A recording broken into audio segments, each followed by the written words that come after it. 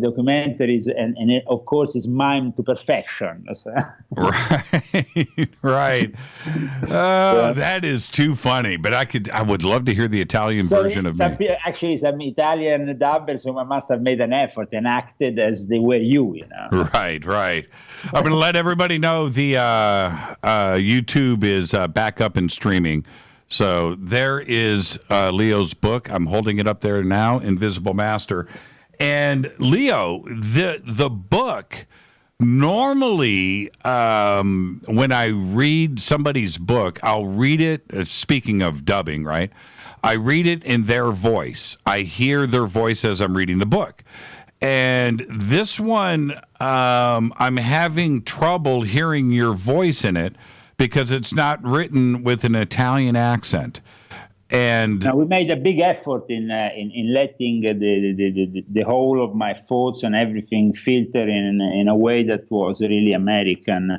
And we went through like a lot of studies in the details of the even type of American you use and the way you then go along with the footnotes and all the rest. So we use a Chicago style in that case. So, I mean, we're very accurate in wanting to not only give you a translation, but something that really helps the my public, my new public in the U.S. understand this book as if it was an American author. It's an amazing read, Leo. So congratulations on the book. I'm just going to say that out of the gate. Thanks. It is an amazing book. There's a lot of work in it. So, not only mine, but also in the translation and the adaptation. We have worked together with my wife, who is American, and of course, we have the possibility of really now getting this to you and being very excited about it because it took many years to translate all these books in the English language, and now we have at our fifth book, I think we have reached perfection in our also style of translation and adaptation. Now let's get straight to it. Of course, it's Leo Zagami. So I am going to assume if we are dealing with extraterrestrials and Leo Zagami, that it is going to have a lot of religious insight into it, as well as secret groups and history and the Illuminati and maybe even a little Aleister Crowley. Well, you didn't disappoint in that. Your information with all of those contexts are here and clearly presented. And I've got to say this, and I want to say this to the audience, that this is not a rehash of old information or stuff that this is all fresh, new, and comes from a mindset that is just amazing. It's a really, really well-written book. And I highly recommend it. I want to. Well, it's also, Jimmy, the fact that for many years people have mainly known me through the internet. You see, that's why I went on to doing books, because what the people were perceiving from the internet was not really Leo Zagami, the guy who in the secret societies was an historian, an academic in the way I was working, because it kind of made it difficult to put through that this knowledge is serious knowledge and has to be taken seriously and also proposed in a serious way to be taken seriously by the academic world. Right. So at one point, I understood that this was not possible with one page you publish on the internet or an interview, because certain things need to be unveiled in a very methodical way for the reader, so they can then grasp also the deepness of it, of what you're trying to transmit to them. So and now with the books in the English language, finally, I guess that people will understand, okay, Leo Zagami is not just saying things on the internet and having a show here. It's not just a show. There is some substance. Now, let's. What I want to do here is I want to break down. I'm going to go in chronological order, but I want to break down these chapters and your approach to them. And again, it's Leo Zagami. And I was when I first got the book and I turned to Rita, I said, watch, we're going to have Aliens and Jesus will be chapter 1, right? and I opened up the book, and that's what I wanted to see. It's Leo, right? And that's the opening chapter. And, the supposed alien ancestors of Jesus. Now, you went straight there out of the gate. Do you think, I want to talk about this. We're going to get in. It sets the tone for the book. But are you expecting to make some people angry with starting the book out that way? No, because I think they got already angry enough with what I said already. The fact that now finally I have condensed all this in a book that is directed also for those people like you who are researching a specific branch, what is defined as the conspiracy theory realm, which is the UFO, the alien, but to give it a deeper meaning and also defy a lot of the fake news that went along with, for example, the Dan Brown exposure, which was not really an exposure, but was disinfo upon disinfo. So it needed to be unfolded much better and much more clearly. I hope I did that, Jimmy. Sure.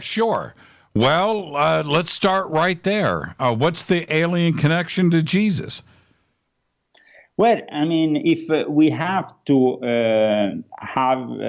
have it called an alien connection, it's because of the bloodline, of course, of Jesus. And this bloodline is being discussed already, with Dan Brown. Of course, we have a development of sensationalizing the whole thing. But it's true that there is some bloodlines that have filtered, some aristocratic Jewish bloodlines that, of course, come down from the tyrannical Jewish Nephilim.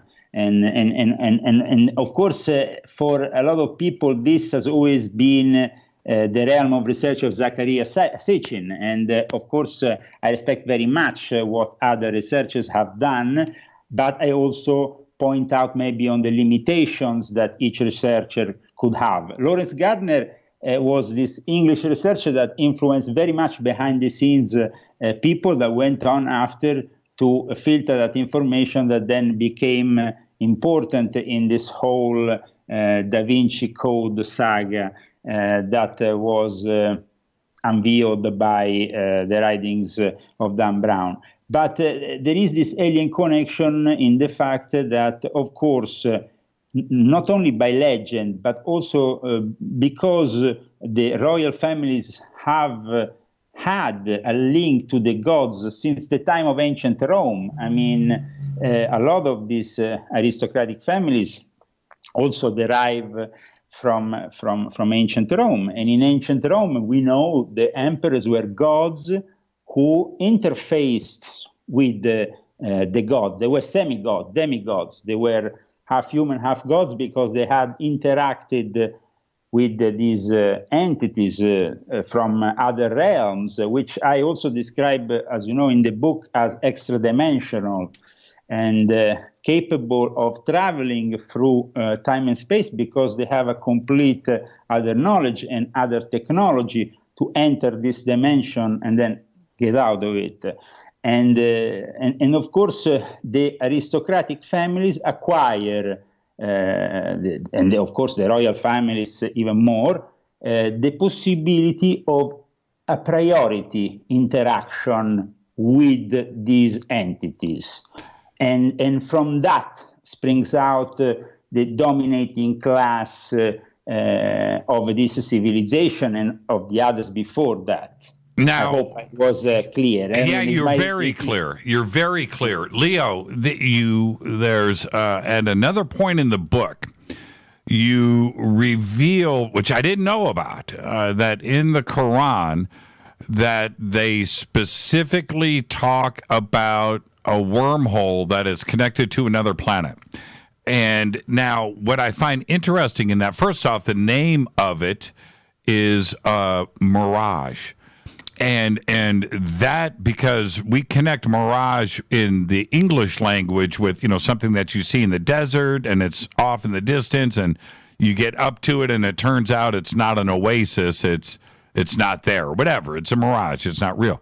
But in the Quran, it's a wormhole where extraterrestrials, angels, interdimensional, whatever it is that you want to put the label on, travels in the blink of an eye from that planet to Earth.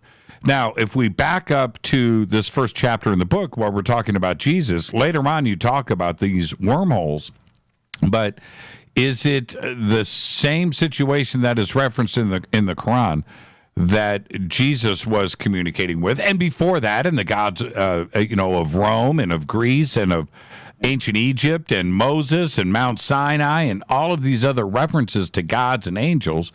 Is that what we're talking about here?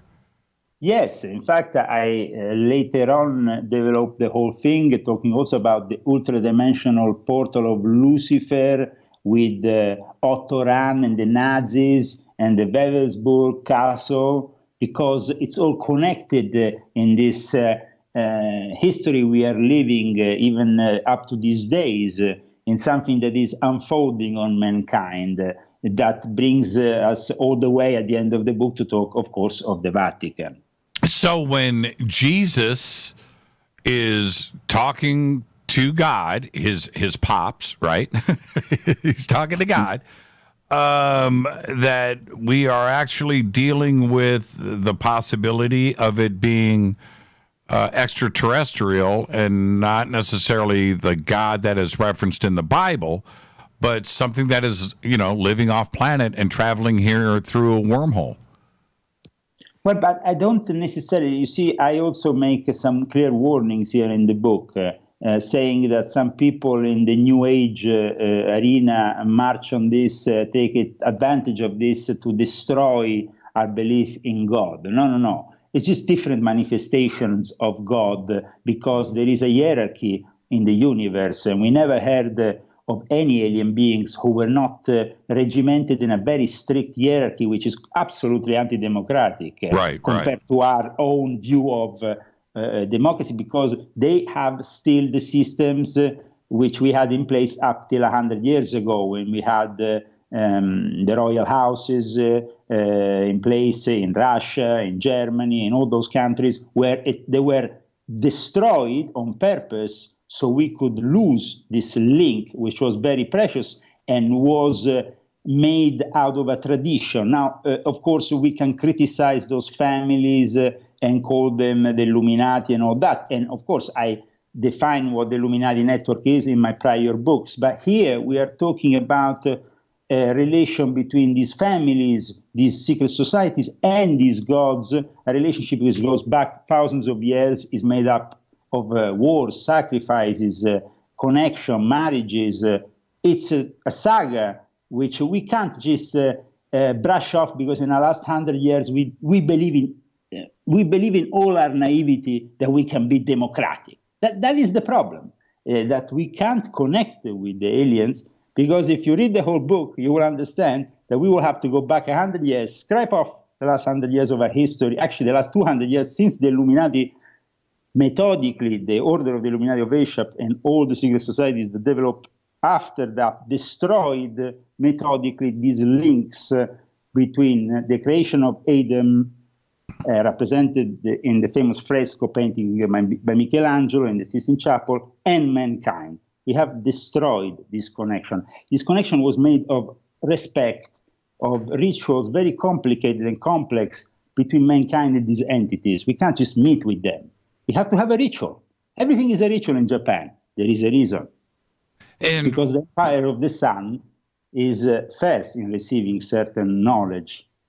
And of course, it's very difficult for us now, at the moment, the way that we have been brainwashed deliberately to enslave us.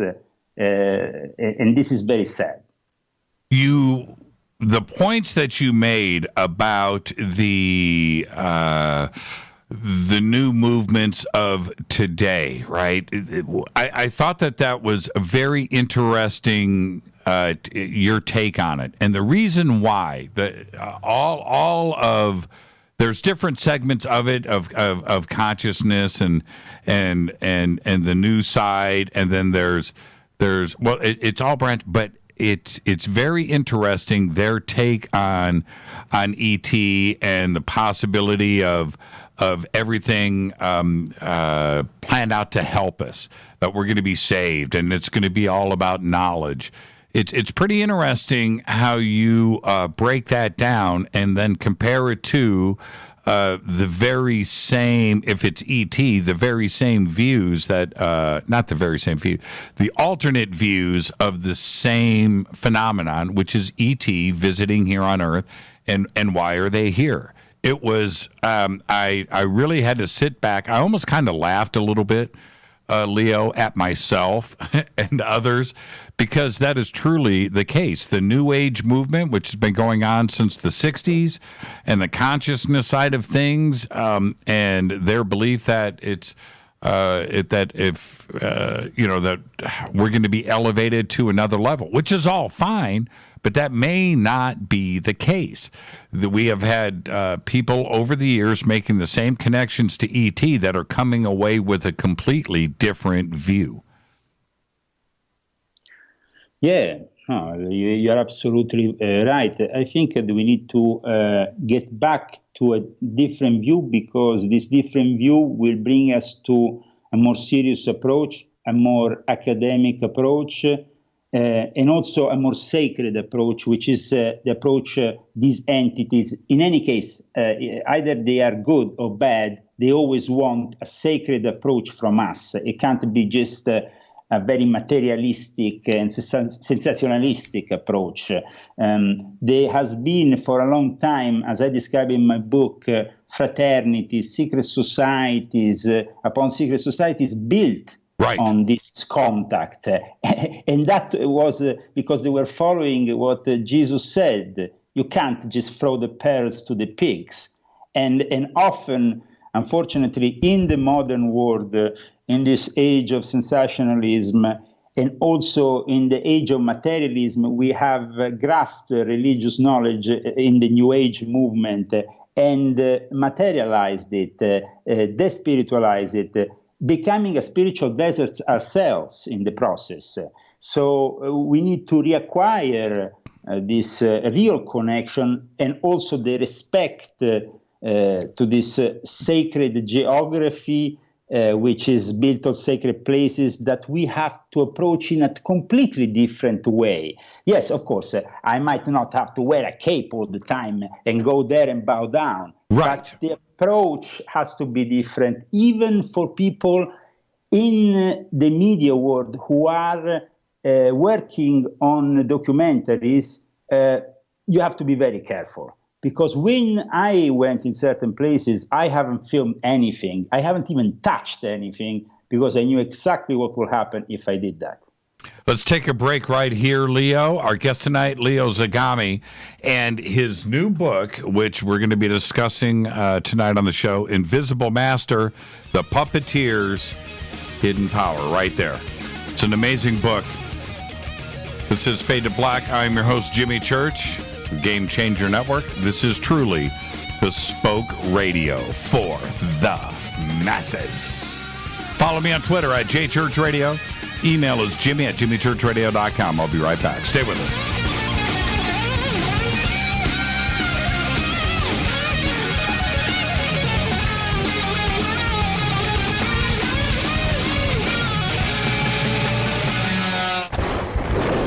This is Fade to Black with Jimmy Church on the Game Changer Radio Network and KGRA, the Global Radio Alliance. This is KGRA Digital Broadcasting Station, Salt Lake City, Utah, Van Buren, Arkansas. Folks, this is very important information. What's to be said about CBD? AncientLifeOil.com. Our CBD is made from hemp and has 0.003 THC, which means this wonderful product won't get you high, no matter what amount you take. What does CBD do for the body? My hands are tied, but you can Google CBD benefits and be astounded. When you're finished reading, you'll want to log on to ancientlifeoil.com. That's ancientlifeoil.com and purchase. Life is good when you feel good. People are tired of pain. People are asking for non-GMO organic products to help them with you fill in the blank. Legal in 49 states, and again, our CBD is made from hemp. Ancient Life Oil is about helping people one by one by one. If you wonder how good the product is, the CEO takes it every day without miss. AncientLifeOil.com. That's AncientLifeOil.com. Have a great day. Hello, I'm Cordelia, and you're listening to my main man, Jimmy Church, on JimmyChurchRadio.com. Hi, this is Ray Hobbs here, repping the planet, and you're listening to my good friend, Jimmy Church, Fade to Black, on the Game Changer Network and the KGRA Digital Broadcast Station. This is Toby Kebbell. You're listening to JimmyChurchRadio.com. Don't hurt me, Jimmy. I'm only little. Hey, I'm Adrian Grenier. And this is Ari Gold. We're the Honey Brothers. Yes. We are of the Honey Brothers. Hey, I'm Adrian Grenier. And I'm Ari Gold. We're the Honey Brothers. And you're listening to Jimmy Church. The Revolution. Reclaim your active lifestyle with Angioprim. Angioprim is the original liquid oral chelation supplement. Chelation helps remove toxins, heavy metals, and cholesterol in your veins and arteries that can cause blockages. Scientific research proves the active ingredient in Angioprim has superior oral chelation action that helps promote cardiovascular health. Find out more. Go to angioprim.com. Talk to a trained consultant by calling Angioprim toll-free 877-882-7221. This is Jimmy Church of Fade to Black, and you can become an official Fadernaut by just going to our membership section at jimmychurchradio.com. Hey, it's Grace. Can we talk about something serious for a minute? Your age. Getting old has its perks. But remember, being a few years younger, you know, your hair was thicker, you didn't have so many wrinkles, that extra weight wasn't haunting you, and you just felt better. Well, we can't turn back the clocks and go back 10 or 15 years, but you can start feeling and looking 10 or 15 years younger with Nature's Youth RSF. It's a doctor-formulated daily supplement that helps your body maintain its peak performance and fight the aging process. Imagine sleeping better, looking better, and feeling better. See how Nature's Youth RSF has helped thousands of people just like you at nature'syouth.com. nature'syouth.com. Imagine how it will feel when your family and friends are asking you what you did to look so good. Your secret will be Nature's Youth RSF. It's time to start looking better and feeling better. Learn more and order your Nature's Youth RSF at nature'syouth.com. That's nature'syouth.com. That's nature'syouth.com. Hello, this is Serena Wright Taylor from Conscious Life Expo, and you're listening to Fade to Black with Jimmy Church, who holds the Lucky Pony record for the best astrological chart since 1963. True story. This is Micah Hanks of the Gralien Report, and you're listening to Jimmy Church on Fade to Black, across the globe on the Game Changer Radio Network and the one and only KGRA Radio, The Planet.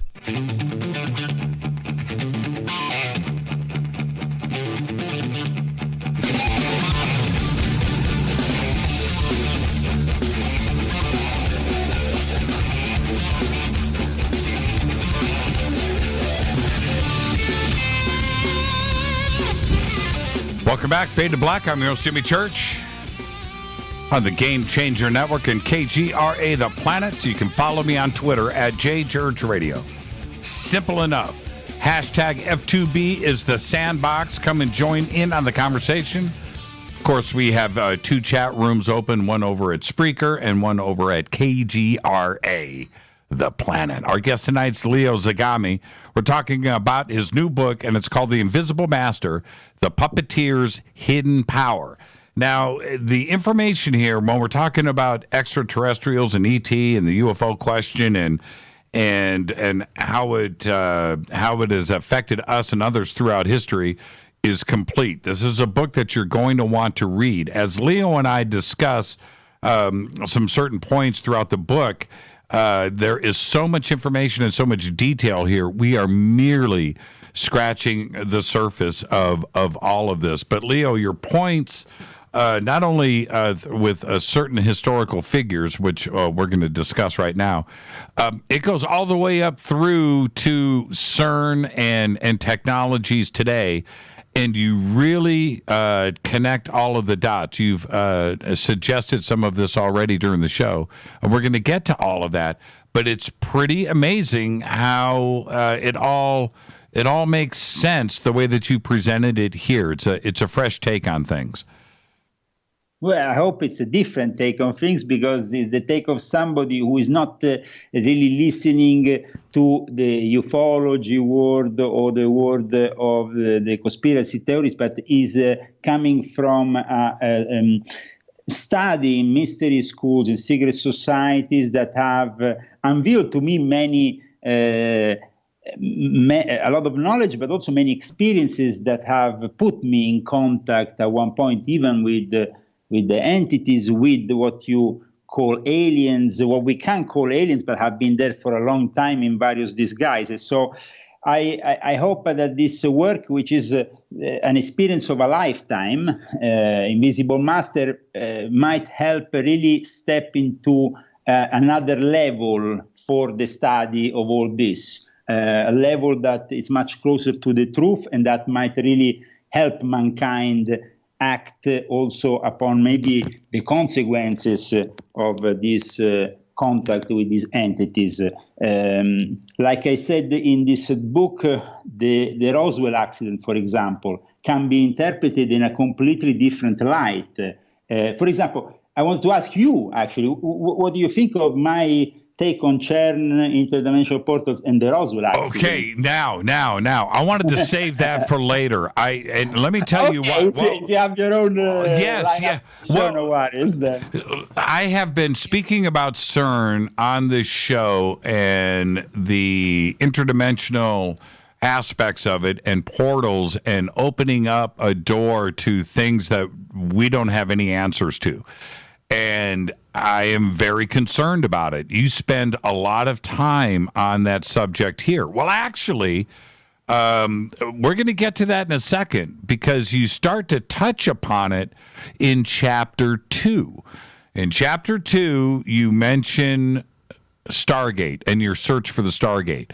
Now, yes, when most people hear Stargate, they think of Roland Emmerich and the movie, and that's fine, okay, but and I actually cite that movie also. Yes, you do. So, and your search for the Stargate, which is now getting into the portal aspect of everything that is discussed in the rest of the book.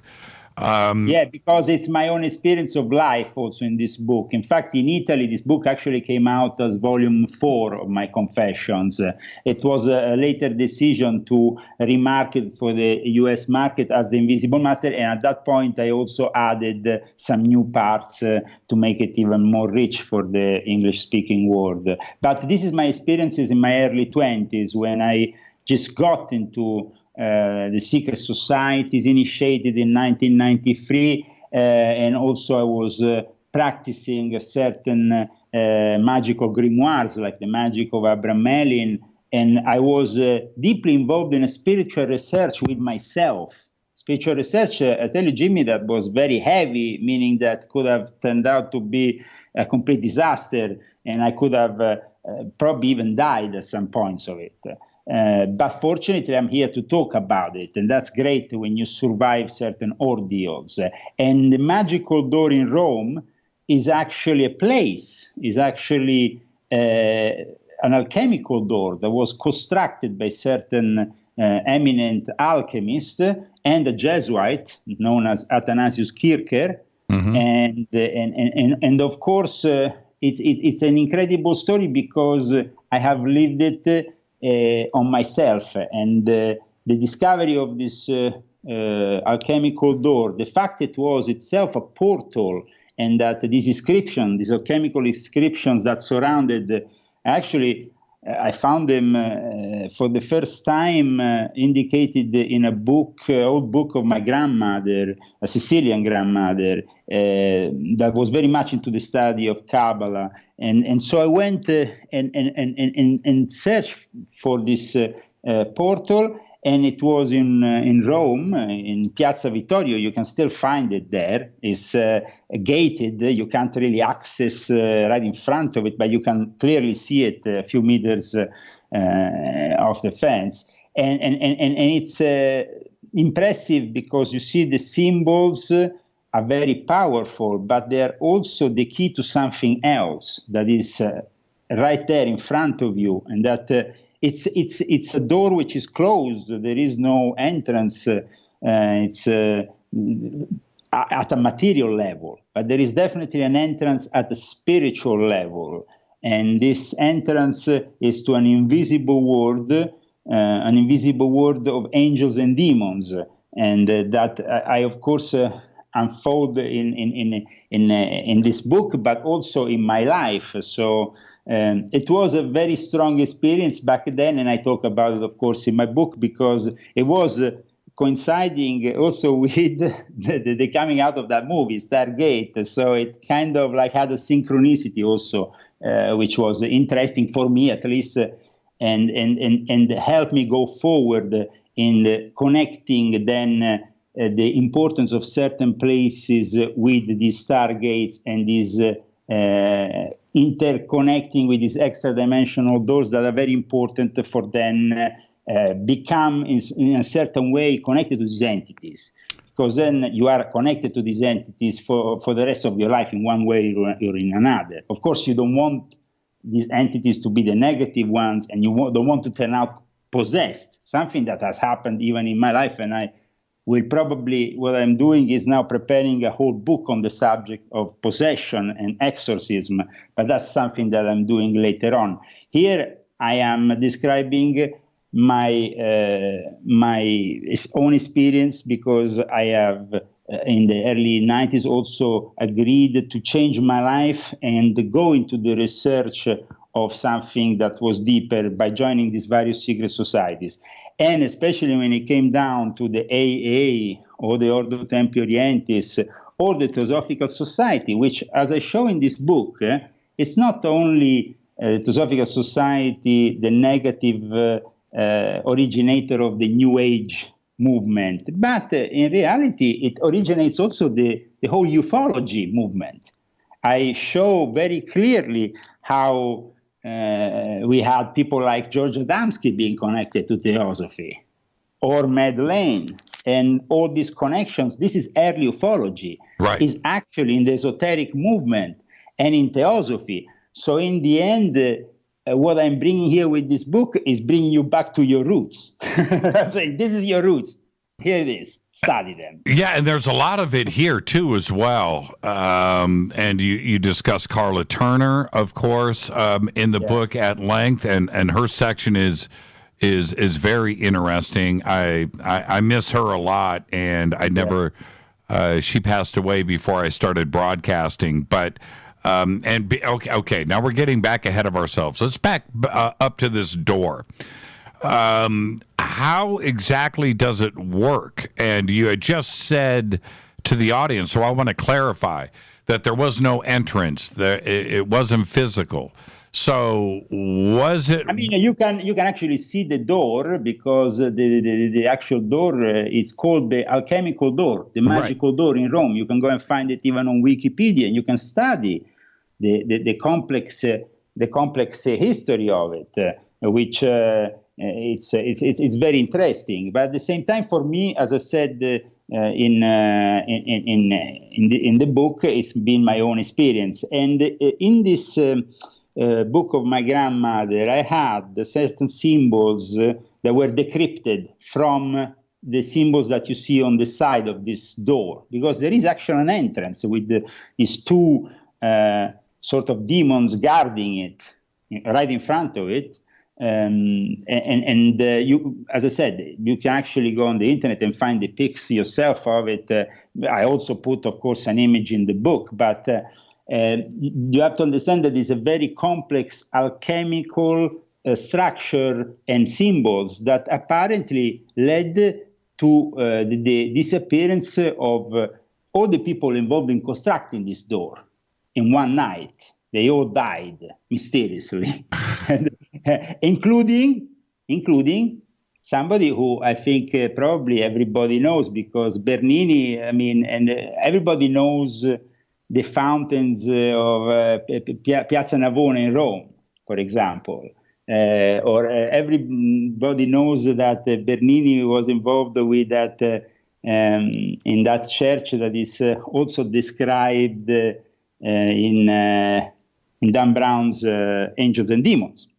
So Bernini is an important character, definitely. It's not just any kind of character. But apart from that, we have a disappearance of 3 people connected to this story in one night, and they were connected also to this Swedish queen that had converted to Catholicism, come to Rome, Queen Christina, and that never took her position as queen, but she stayed in Rome for a long time and became the head of a sort of secret society full of alchemists and people from the church that were practicing alchemy.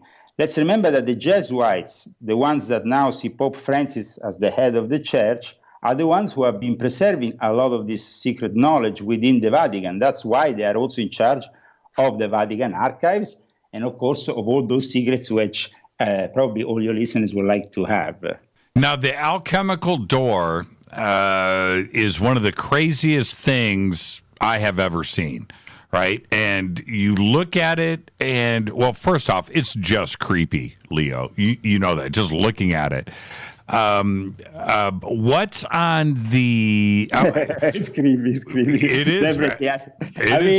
If you just see it, as something that it's from another age, then you find it creepy. But actually, when you start learning about those symbols, you find it quite welcoming. Oh, there's nothing welcome about it, man. it's that, of course, you have to always remember a very creepy feel that has to scare the profane. That's what the Nietzsche always say.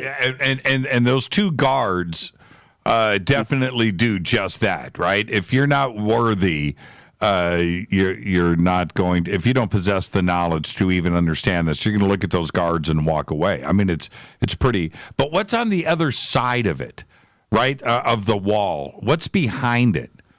It's just actually, at the moment, because the old villa is not there anymore, we are in the center of Rome in a garden that then behind is just actually the edge of the fence, and it's basically in the middle of a square. Right. So they had to. So the rest of the villa is not there any longer. It's now just it's a portal to nothing. It's right. There's nothing.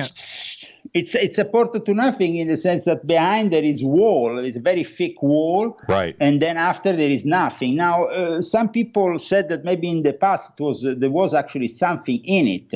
That it was actually an open door to somewhere, or maybe to a little room, a little alchemical laboratory, in which these people who worked around it, like Athanasius Kircher and Christine of Sweden, and all these people then could connect to another realm, maybe through the use of substances, through the use of complex rituals. I know for sure one thing, that even recently, some Italian politicians have used this place in the middle of the night for rituals. I even know their names. Now, what happened? Happened to you? They actually got elected. Well, what happened to you? You're in your 20s, and you seek out this door. You're there. Did you perform a ritual? Did you say something? Did you meditate? What happened, and what did you see? I was right in that period practicing this very long ritual, which is called, is a grimoire. It's called The Magic of Abramelin the Mage, which actually brings you in contact with a series of demons you need to dominate in order to then be able to fully conversate with your angelic side, and to discover your holy guardian angel. You have to basically dominate all the demonic side, so then you can have access to the angelic realm. It's a very complex ritual. very few people completed it. Even Aleister Crowley kind of like backed off for a period. Then he took it on again while in China, and he said he eventually completed it. But in between, there was a lot of drama. It's definitely something that is very dangerous for any magician, because I can describe you this ritual as being, for me, a turning point, and my contact with the alien world, literally the alien world, because what I'm going to tell you is pretty far out. But it happened, and people can go in Rome, and eventually they can go and study these places, because it happened behind Campo dei Fiori, where there's the statue of Giordano Bruno, where I used to live in this old puppet theater that every Sunday, the two adoptive daughters of Albert Einstein, who were Jewish, who were adopted by Einstein because they were Jewish and they were persecuted, the parents, during the war. We are 75 years today from the Shoah, so we should remember also this, especially in Italy, where the racial laws caused so much problems. But what happened was that they were adopted by Einstein. They had this, they became psychiatrists, and they actually knew my father, collaborated with my father. One of them also became involved in the movie business. They're called the Sorelle Mazzetti, the Mazzetti sisters. They're still, actually, I think they're still living. They're two twins, these sisters. So they opened this very odd puppet theater on a Sunday for English-speaking puppets. So basically the Italian could go there or the English could go there, but there was an English-speaking puppet theater on a Sunday behind Campo dei Fiori. What does it mean, a puppet theater? It was given to me to live there as long as I could leave it on a Sunday. So on a Sunday I knew that I couldn't be there because, of course, they had to have their own puppet theater. But the rest of the week I was living there. And I was living there and practicing this magic of Abraham the Mage, because the ritual could only be performed if you then had these children coming every week and bringing out this energy. Wow. Away. Okay? Yeah. So it was a pretty spooky thing to do. Yeah, man, I'm freaking out right now. Yeah, that's pretty nuts. But what I can tell you is that at one point, a lot of things started to go on in this place, in the puppet theater during the week. That was very, very X-Files, to say the least. And at one point, I came into contact. And this contact was very defined, because they just got me to sit down and write down things. Very technical, first of all, on how to talk with them and get in contact with this entity in a way that was technically friendly for them. They were very technical. So I remember I wrote 44 pages during that period of time, but they were very much intrigued of mathematics, geometry, because you had to also go through their own rules. But in the end, basically, they revealed to me they were a squadron.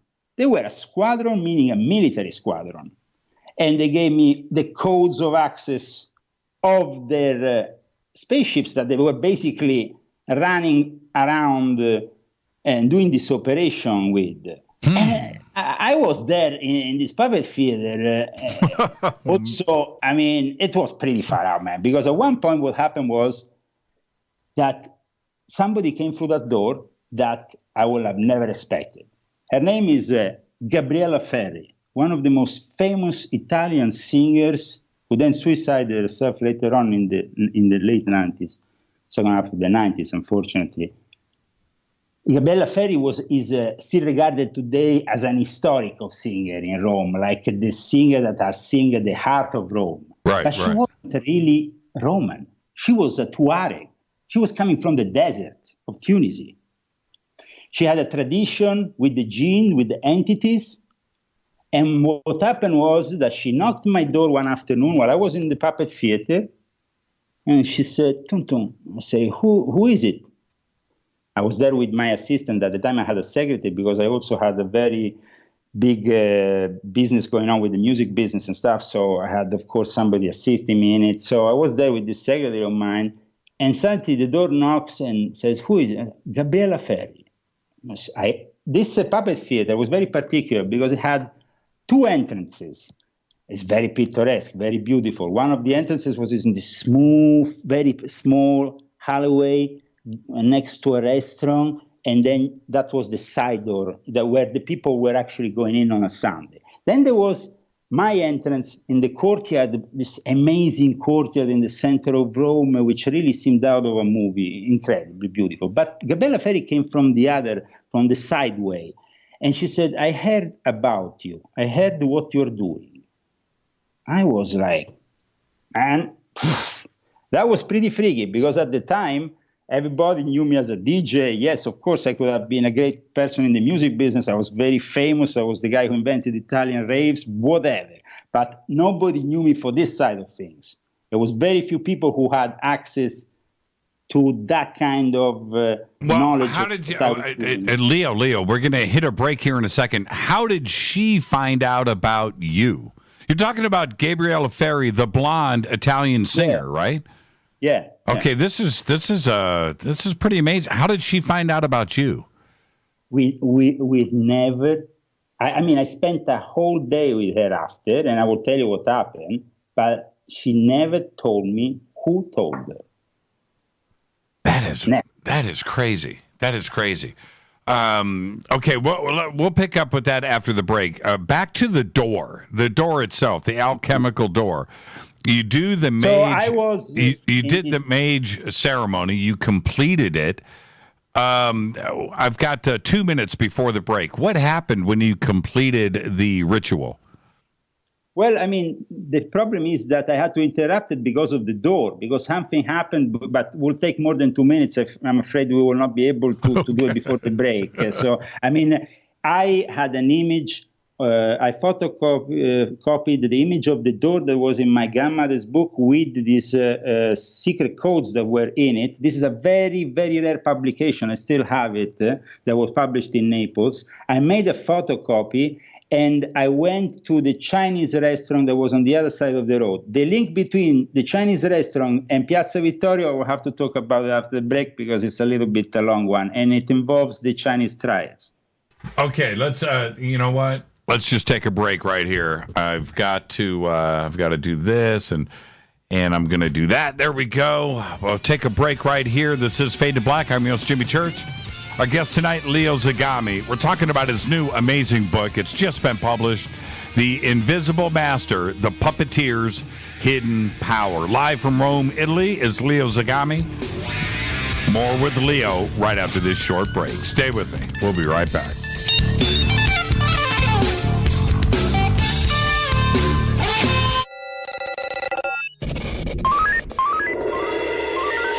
Way out here, we listen to Jimmy Church. You're listening to Fade to Black. Always on the edge of the hottest alternative talk. Jimmy Church with Fade to Black. KGRARadio.com. ¿Qué tal, mis amigos? Yo soy Mario Carson, el tiburón, y los invito para que escuchen a mi buen amigo Jimmy Church Radio. ¡Claro que sí!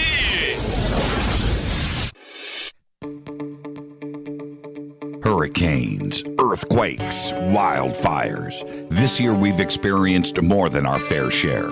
This is Jimmy Church of Fade to Black. And last month I decided to make sure my family does not have to worry about food should we get caught in a real emergency situation. Introducing Numana, a healthy, storable product that tastes so good that you'll want to eat it every day instead of just during those times of duress. All Numana products have a 25-year shelf life, are MSG and GMO-free, no preservatives, and are made in America. With the Numana pack in your home, you'll be able to sleep at night knowing that you've protected your family. Not only have I tasted and tested, I own it. Now you can too. Just click on the Numana banner on JimmyChurchRadio.com and use the promo code Jimmy when you order. In addition to a discount, we'll send you an autographed Fade to Black t-shirt. Seriously. Go Beckley Tappy. Do you want to be an official Fadernaut? Of course you do. This is Jimmy Church of Fade to Black. Just go to our membership section at JimmyChurchRadio.com.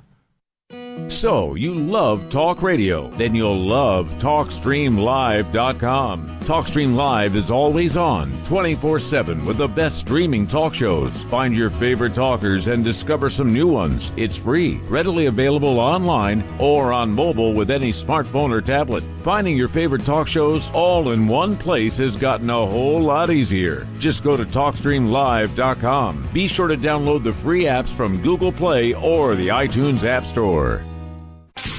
You listen to us, and we listen to you. And so does the CIA.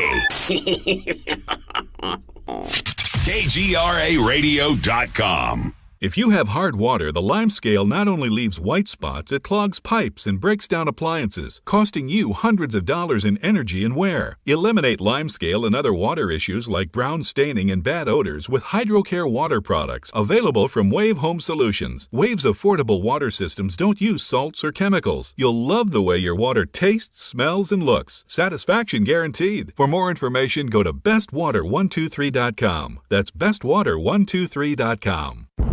Are you intrigued by paranormal talk radio? You'll love the new paranormal radio app from TalkStream Live. You'll find a great selection of talk shows covering UFOs, ghosts, strange phenomena, and much more. Download the paranormal radio app now and start listening to the very best in paranormal talk entertainment, including the network you're listening to right now, the paranormal radio app, free in Google Play and the iOS App Store. You are listening to Fade to Black with Jimmy Church on the Game Changer Network. Oi, oi, I'm Reese Evans. You're listening to Jimmy Church. This is Revolution. The revolution will not be televised. The revolution is on radio. Ciao.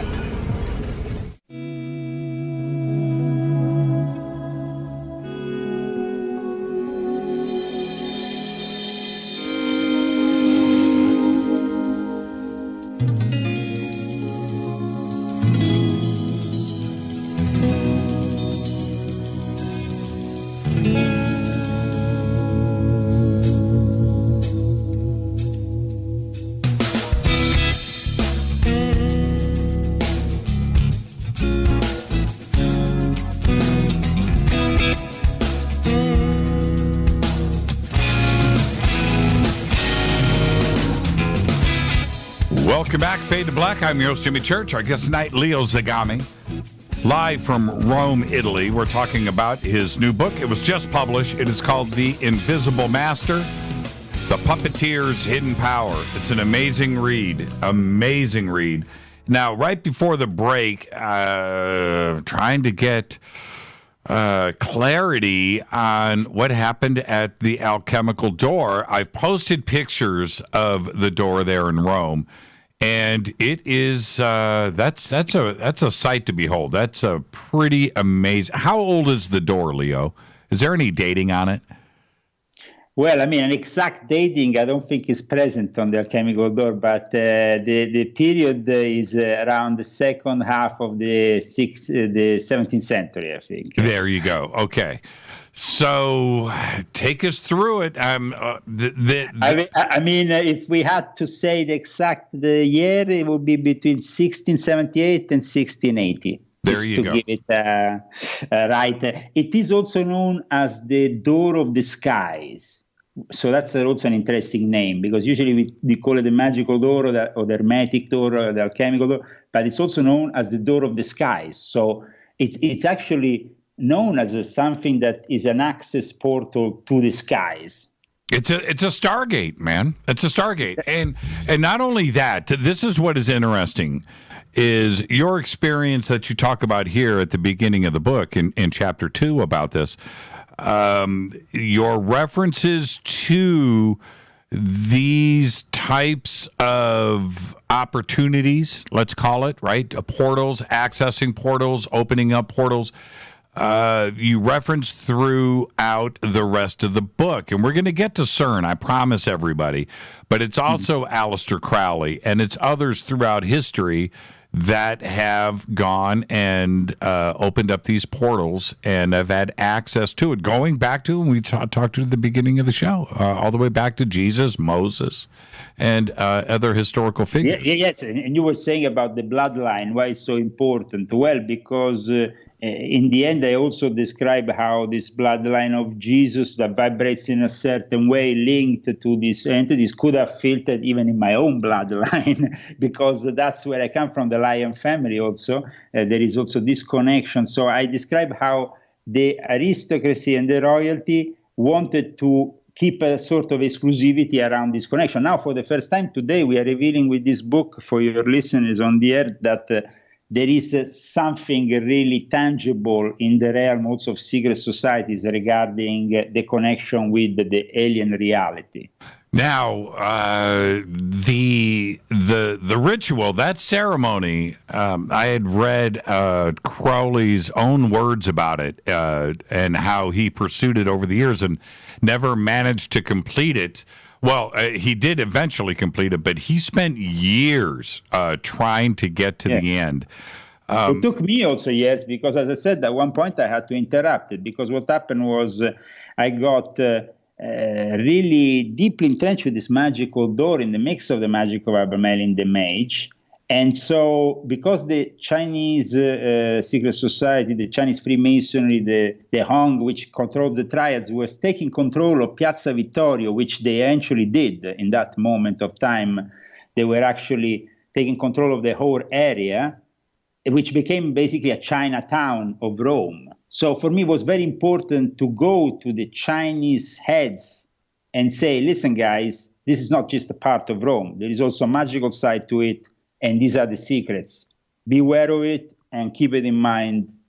And that's what I did.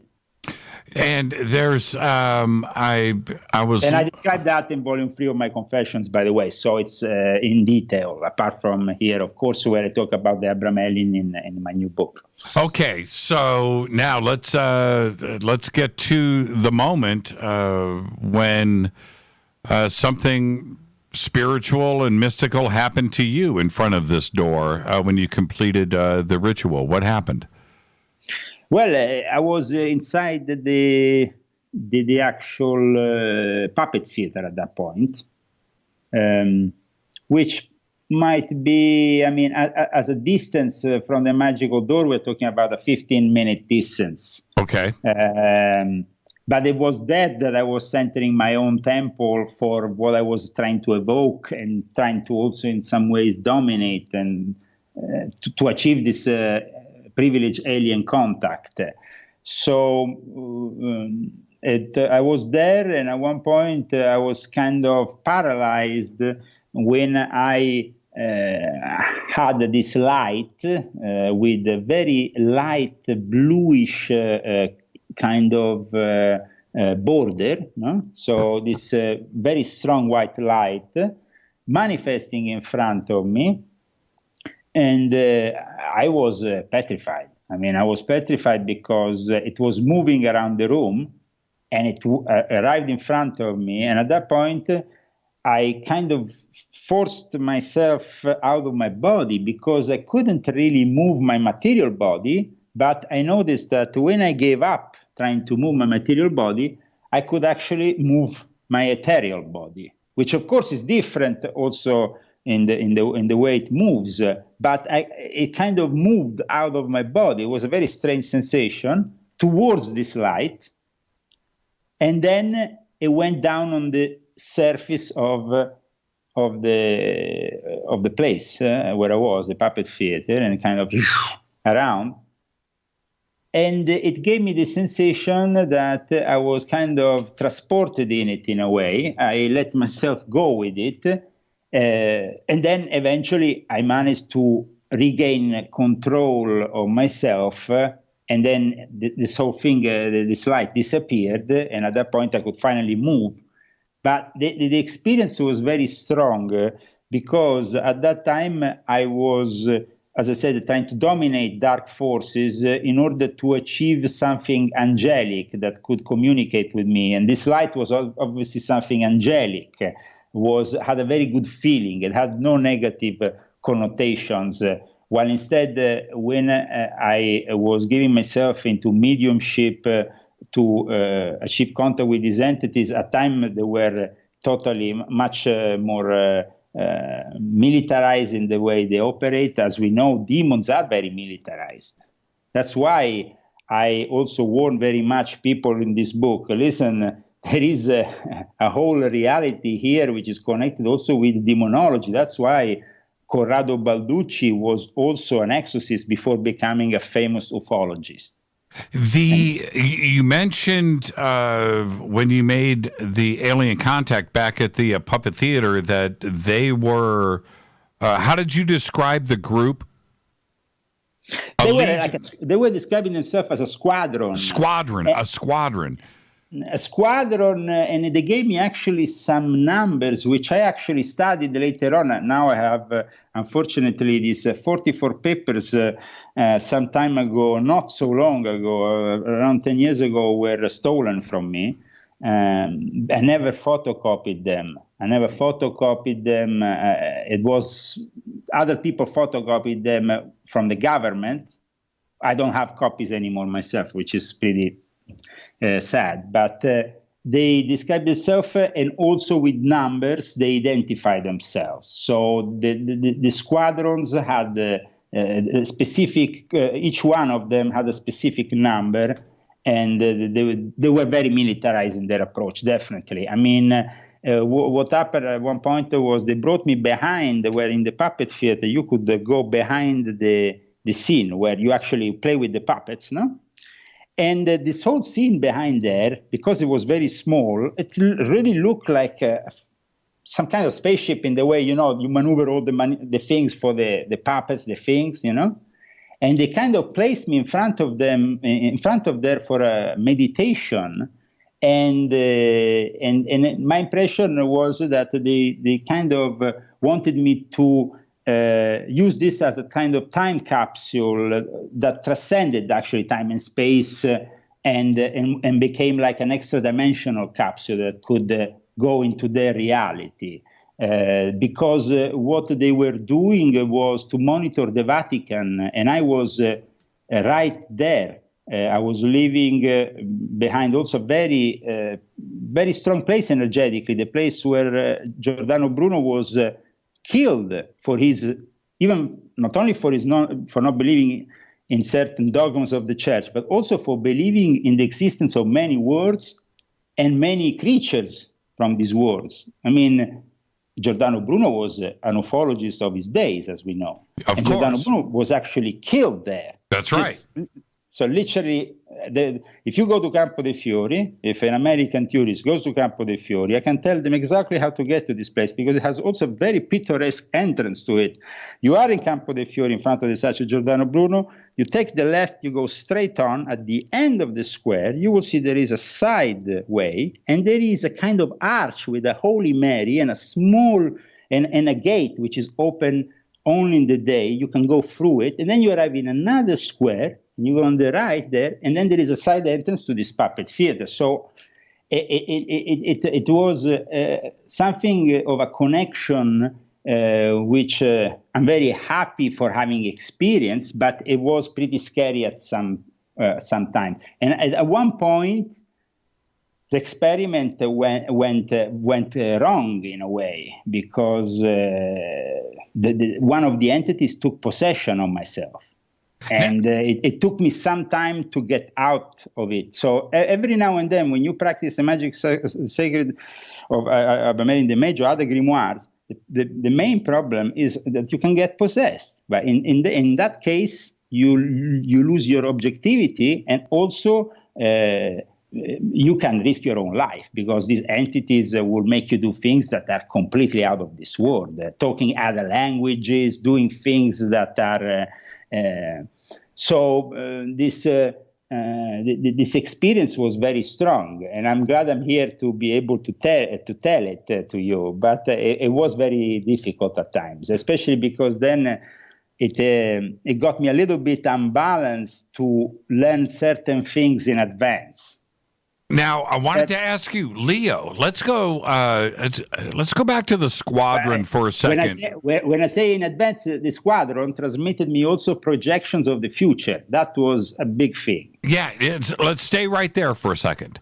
Were you able to capture an image of one of the members of the squadron? The reason why I'm asking, was it similar to Lamb? Was it similar to what Crowley experienced? Yeah, it was similar to what Crowley experienced, but I didn't ever want to see them.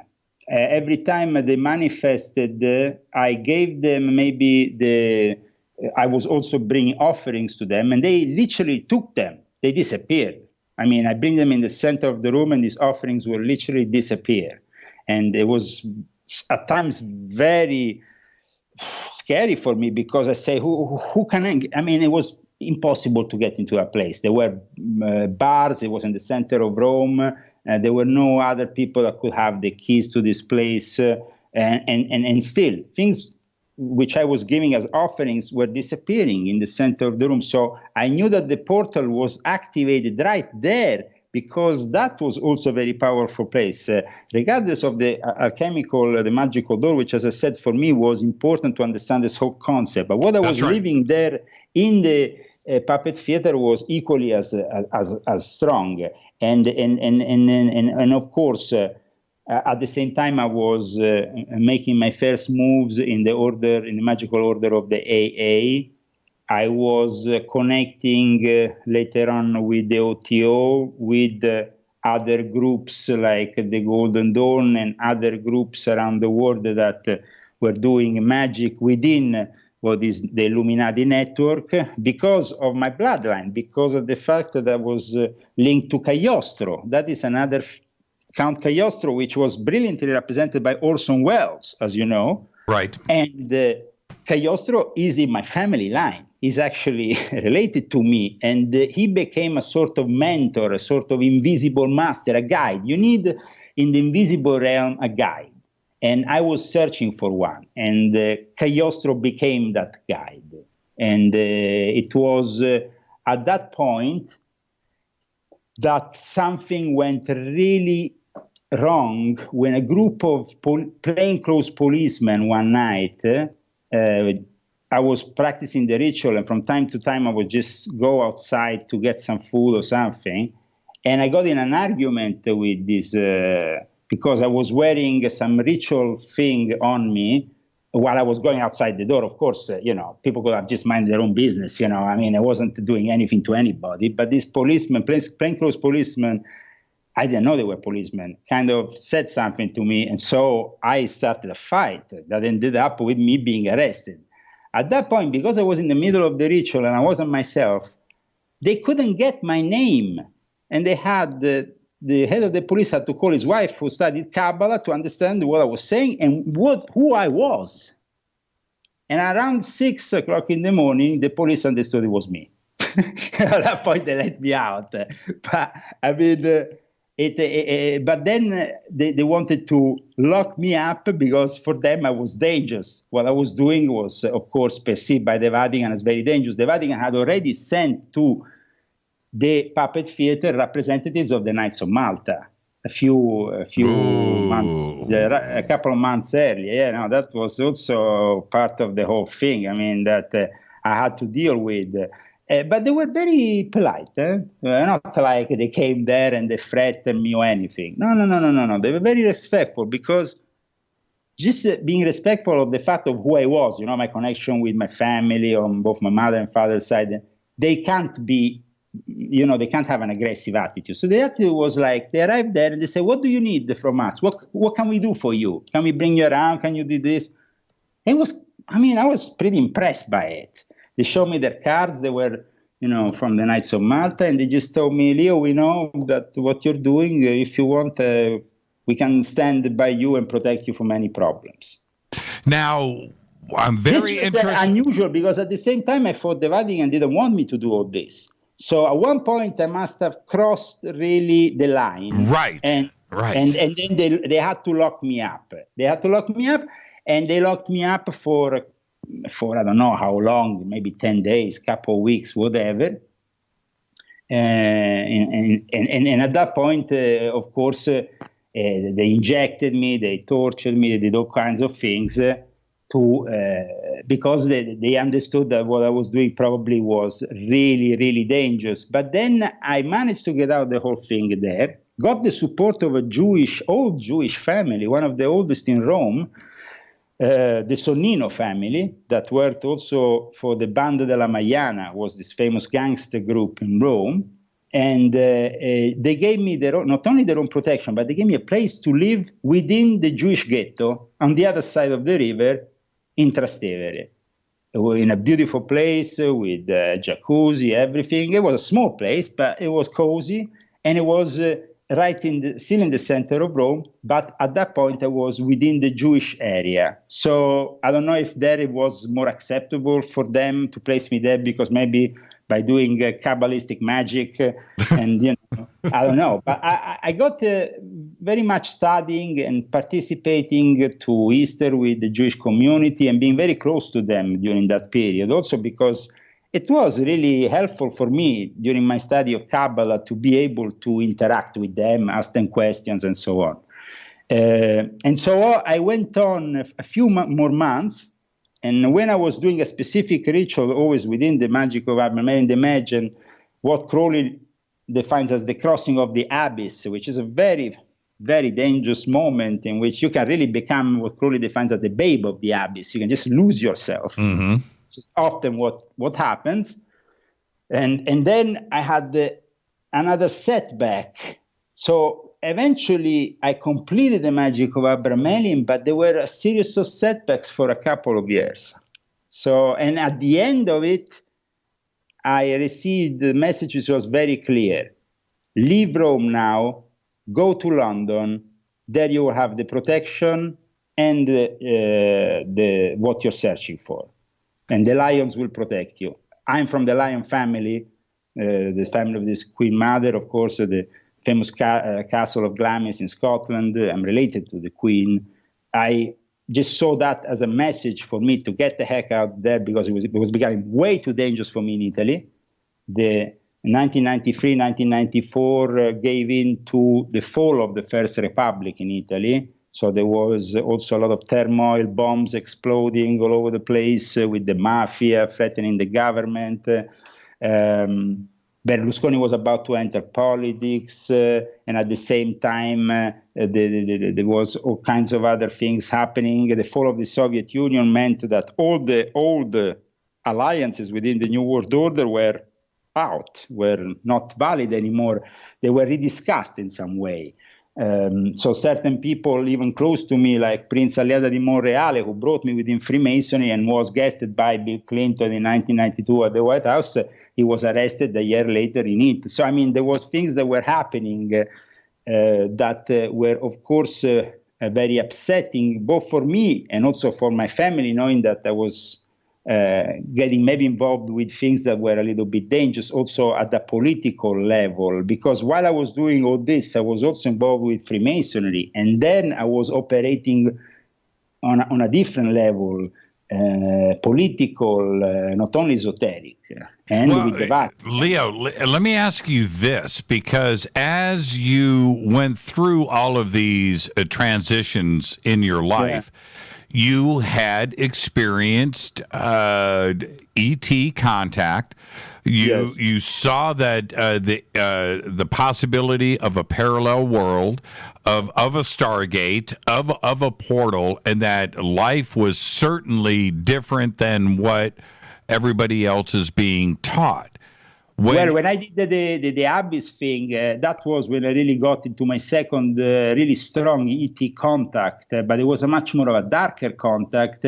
And as soon as the entity came through the door of this place, which was, as I said, in the middle of the Jewish ghetto, chaos erupted. And I can tell you that there was already I put on the TV and on the news I see a secret society of Satanists is threatening Trastevere in the center of Rome with magical rituals. So there was something going on that wasn't really cool, because I was suddenly, this thing was taking proportions and then of course the police arrives again. I get arrested again. There is more trouble, more problems, and I get, of course, at that point, I have to also leave the situation over there, because at the same time they are arresting part of this Jewish family, which was linked to the Banda della Maiana. This Jewish family, as I said, linked to the Banda della Maiana, but they were also working for the Mossad. So they were also agents of Israel. So I was very close to these agents, and I could see also certain things that were going on also there behind the scenes. So in the end, for me, the better thing was to just leave, go to London. And in London, that's when, of course, I came into contact with the Ordo Templi Orientis, the English side of it, not the Italian side, and with a series of magicians and with the Freemasons. I joined the United Grand Lodge of England at that point to regularize my Masonic position, and many other things happened. But those connections with the invisible realm, those alien connections happened in Rome. They will only re-happen again to a certain extent in Norway, during my time in Norway, and when I was in Norway. Yes. Right. Let's take a break right here. When we come back, we're gonna jump forward a little bit. We have to go straight to 1909. We have to discuss what happened there with Crowley and him opening up that portal, and of course Lamb and who Lamb is, because Lamb. This is what I find really interesting about all of this, Leo, is that unless you were interested in Crowley and read about him, you would have never seen Lamb. You would not know who Lamb is or what he looks like. But throughout, there has been contact apparently throughout the world with Lamb, with the Greys. But there's a gap there that between 1909 and what ended up happening years later, a couple of decades later with the Greys. And now we go back and we look at Lamb, and that is certainly the cover of Whitley Strieber's book Communion, for instance, right? And it's a very interesting turning point in history with what happened with Crowley in 1909, all the way through to CERN today. So we're going to do that when we come back from the break. Are you ready? Absolutely ready. Always ready. Let's do it. Our guest tonight, Leo Zagami, live from Rome, Italy. The new book, I'm holding it up here, The Invisible Master, The Puppeteers of Hidden Power. There it is. It has just been released. It's an amazing read. More with Leo after this short break. Stay with us. Hi, everybody. This is Rob Halford, the Metal Guard on JimmyChurchRadio.com. This is KGRA Digital Broadcasting Station. Salt Lake City, Utah. Van Buren, Arkansas. Poor water quality is a major health issue, and it's only getting worse. Municipalities can't keep up, standards have dropped, and pollutants are increasing. Where does it all end? It ends by keeping the pollutants outside of your home with HydroCare's advanced systems available at Wave Home Solutions. No less than the best purification materials and processes have been developed by HydroCare to provide you with healthy, clean water for drinking, cooking, and showering. HydroCare far surpasses the competition in removing chlorine, odors, iron, lead, chemicals, limescale, and much more. Don't settle for less when it comes to your water. We'll take care of the toughest water problems for you, whether it's from a city or well source. Satisfaction guaranteed. For more information, call 888-997-WAVE. That's 888-997-WAVE. Or go to bestwater123.com. That's bestwater123.com. Wave Home Solutions for a healthy, comfortable home. Your contact for current news and trending topics. KGRAradio.com. Does your basement or crawl space have a damp, musty smell? Well, watch out. That's a sign of too much moisture and not enough ventilation. And that can mean increased mold growth and the buildup of harmful toxins and gases. Don't bother with a dehumidifier. It just circulates the same unhealthy air. Now there's a better way to remove these dangers and odors. It's with the computerized Wave Moisture Control Unit that reduces moisture and expels pollutants. We replaced our old dehumidifier with the Wave unit, and in only 3 weeks, our basement is dry and the musty smell is gone. Wave units require no maintenance, no buckets of water or filters, and costs only pennies a day to run. Breathe better, live healthier with an affordable, no-maintenance Wave unit. Call 888-717-WAVE, 888-717-WAVE, or visit dryhealthyhome.com. Dryhealthyhome.com. Ride the wave. Wave Home Solutions for a healthy, comfortable home.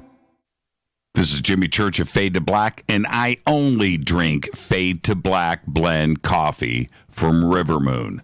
Just click on the Rivermoon Coffee banner at jimmychurchradio.com. Promo code F2B Blend. So are you tired of being tired? Well, then it's time to get the tea. Hey, it's Lisa here to tell you about this all-natural, all-organic tea I've been drinking that has had great results for over 20 years. It's called Life Change Tea, and it's specially formulated to help detoxify and cleanse your kidneys, liver, colon, and blood all at once.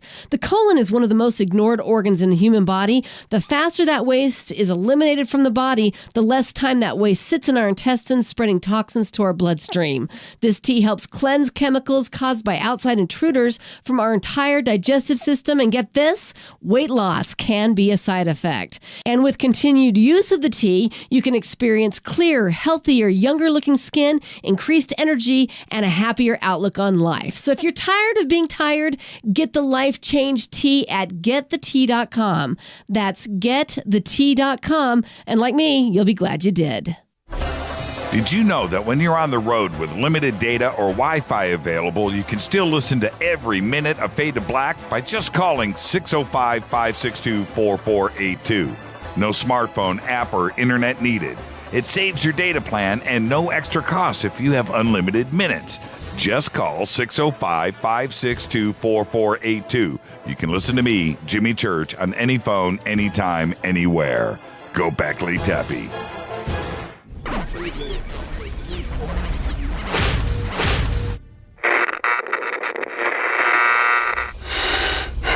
You want to know a secret?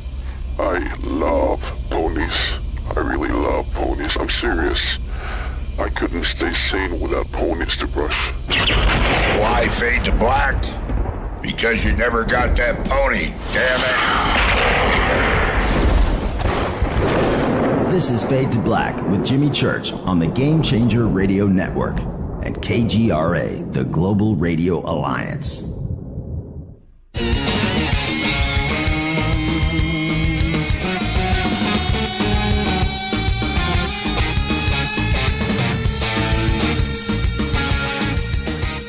Welcome back, Fade to Black. I am your host, Jimmy Church. On the Game Changer Network and KGRA, The Planet. Our guest tonight, Leo Zagami, live from Rome, Italy, talking about his new book, Invisible Master, The Puppeteers' Hidden Power. This is all about E.T. and its influence on those in power throughout history. And as promised, we've got to get to one of the most important sections of the book. And it is indeed, Leo, the theme throughout the book, which is the interdimensional portal, wormhole aspect, off-world transport from one planet to another throughout history. And we're going to resolve everything through CERN. But you bring up one of the most important points, which is what happened in 1909 when Aleister Crowley opened up a portal and Lamb entered into the picture.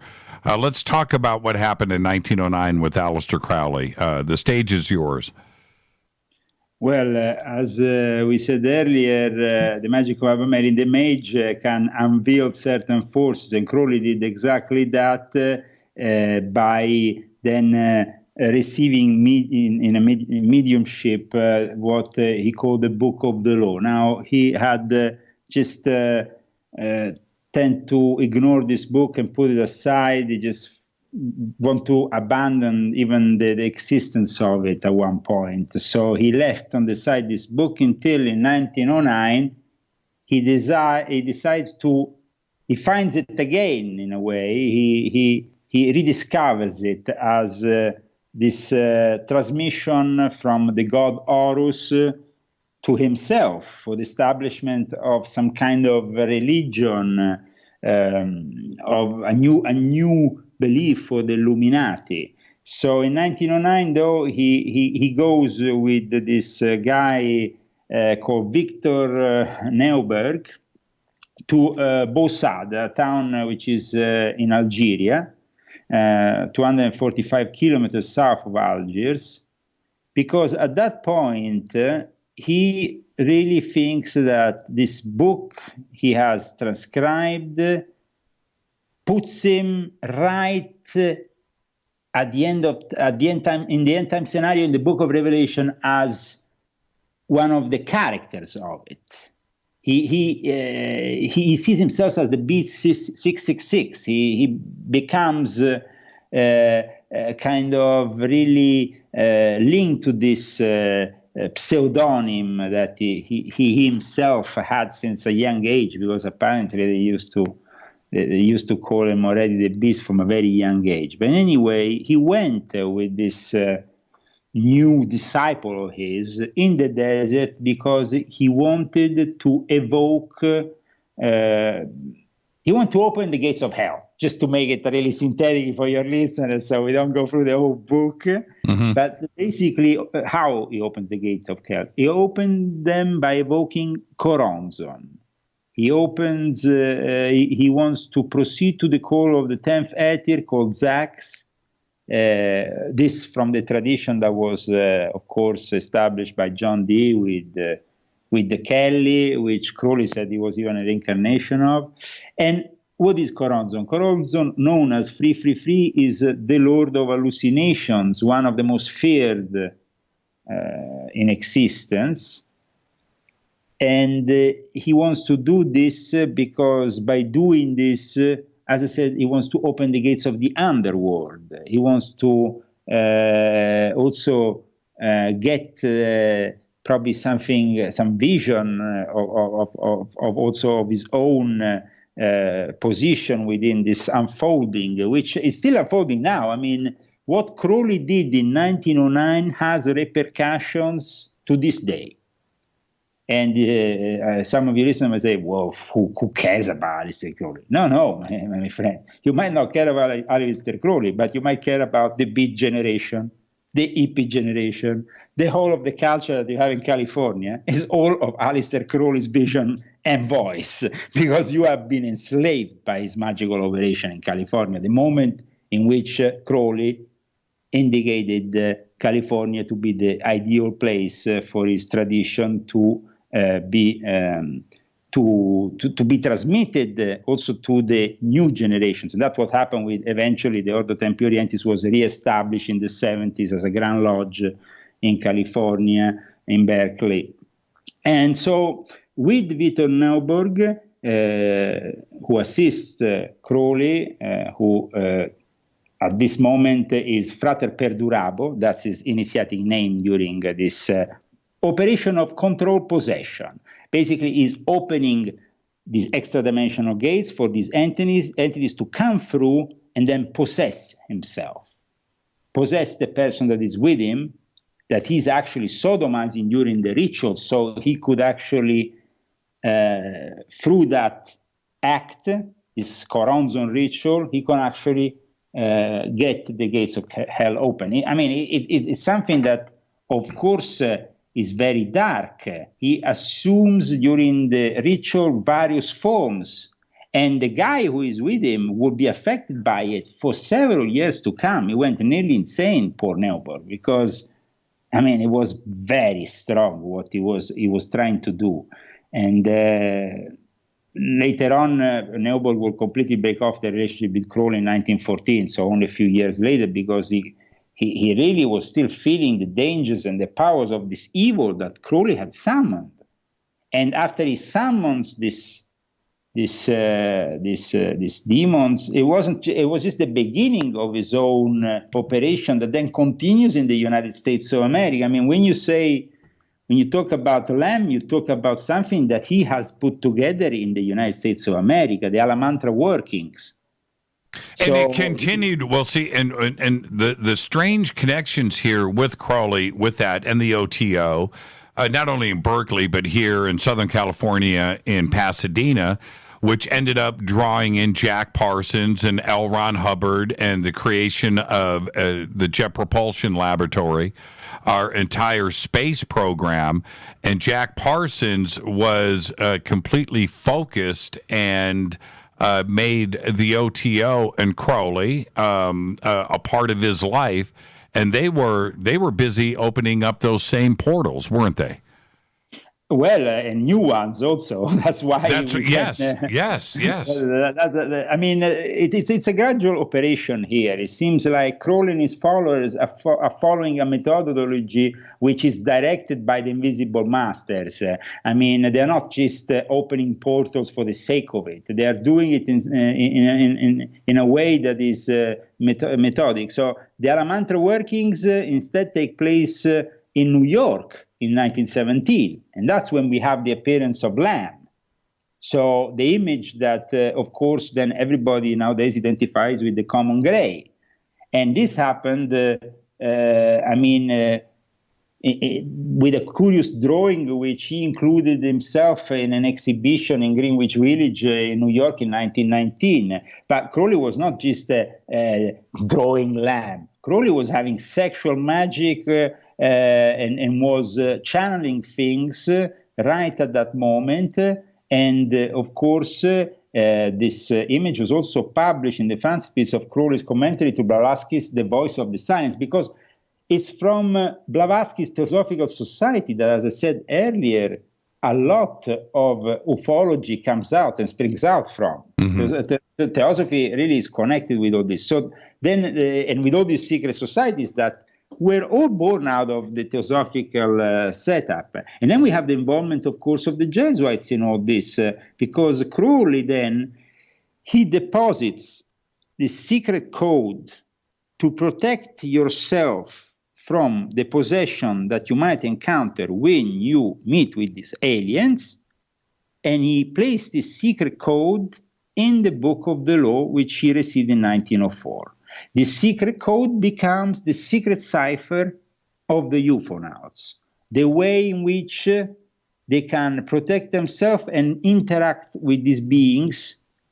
And at the same time, there is a current of Crowley's research, which then it's taken on by one of his collaborators, the late Kenneth Grant, who establishes himself a lodge of the OTO that then becomes the Typhonian OTO and eventually the Typhonian Order, which is based on communication with Sirius. So with a specific realm of beings that are linked to the star Sirius.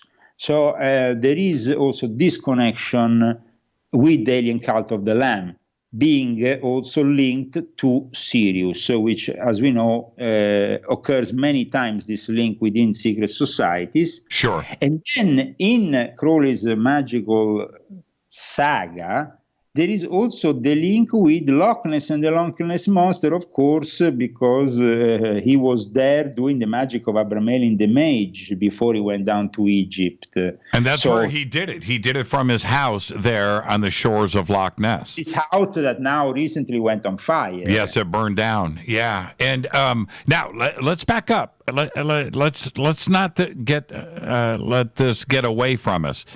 When the image of Lamb is now out there for everybody, and now we look at it and we make the connection to the Greys. But you mention UFO nauts, like astronauts, like Fadernauts. UFO knots, and that is a term that you've got here in the book. Explain that really quick. You've just said it a couple of times, and I don't think the audience understands. Yes. First of all, I'm not the inventor of this term, but it was actually ufologist, which is well known, which is called Alan Greenfield. Yes. Who happens to be also, though, the Grand Hierophant of Egyptian Freemasonry and a member of the Illuminati, and for a long time also a bishop in the Ecclesia Gnostica Cattolica of the Ordo Templi Orientis, and involved deeply with the Ordo Templi Orientis for a long time before he started his own branch.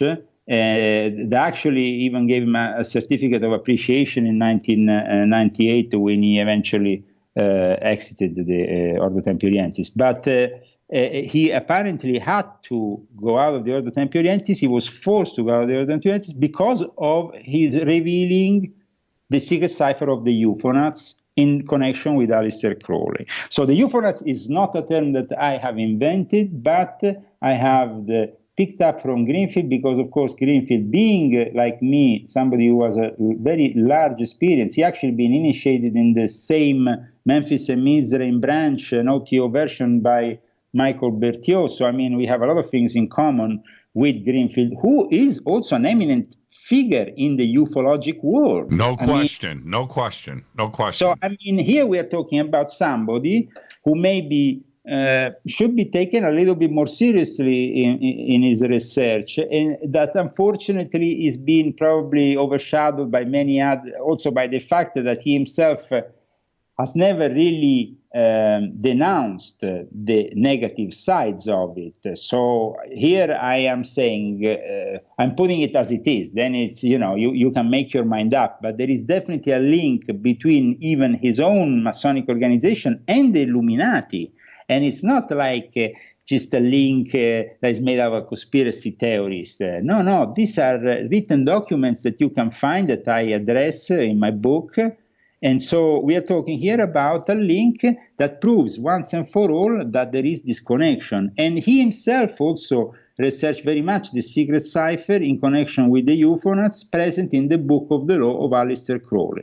And for revealing that, he was probably, a lot of people say, for revealing that, he was forced out of the Ordo Templi Orientis. So the Ordo Templi Orientis that is operating now from California into the world doesn't want really people to go too deep in certain things. And I brought up also in my book the ritual of the crucified frog, which is also something very particular, which Crowley used to invoke an alien spirit of a mercurial nature, and was also used by people like Parsons, Hubbard, and all these people when they were doing their own opening of the portals, which eventually will end up with what happened in the ufologic world in 1947. Now, are you suggesting, I know you do it in the book, but I want you, for the audience here to address this, was Lamb a UFO not? Absolutely. It's what you call UFO. I mean, I might call it a different thing. They might call it angels and demons 2,000 years ago. Now they call it aliens. They call it maybe in 2,000 years something different. I mean, we always call things different. They call it gods before they call them angels and demons. Right. I mean, we don't really have a fixed term always for the same thing.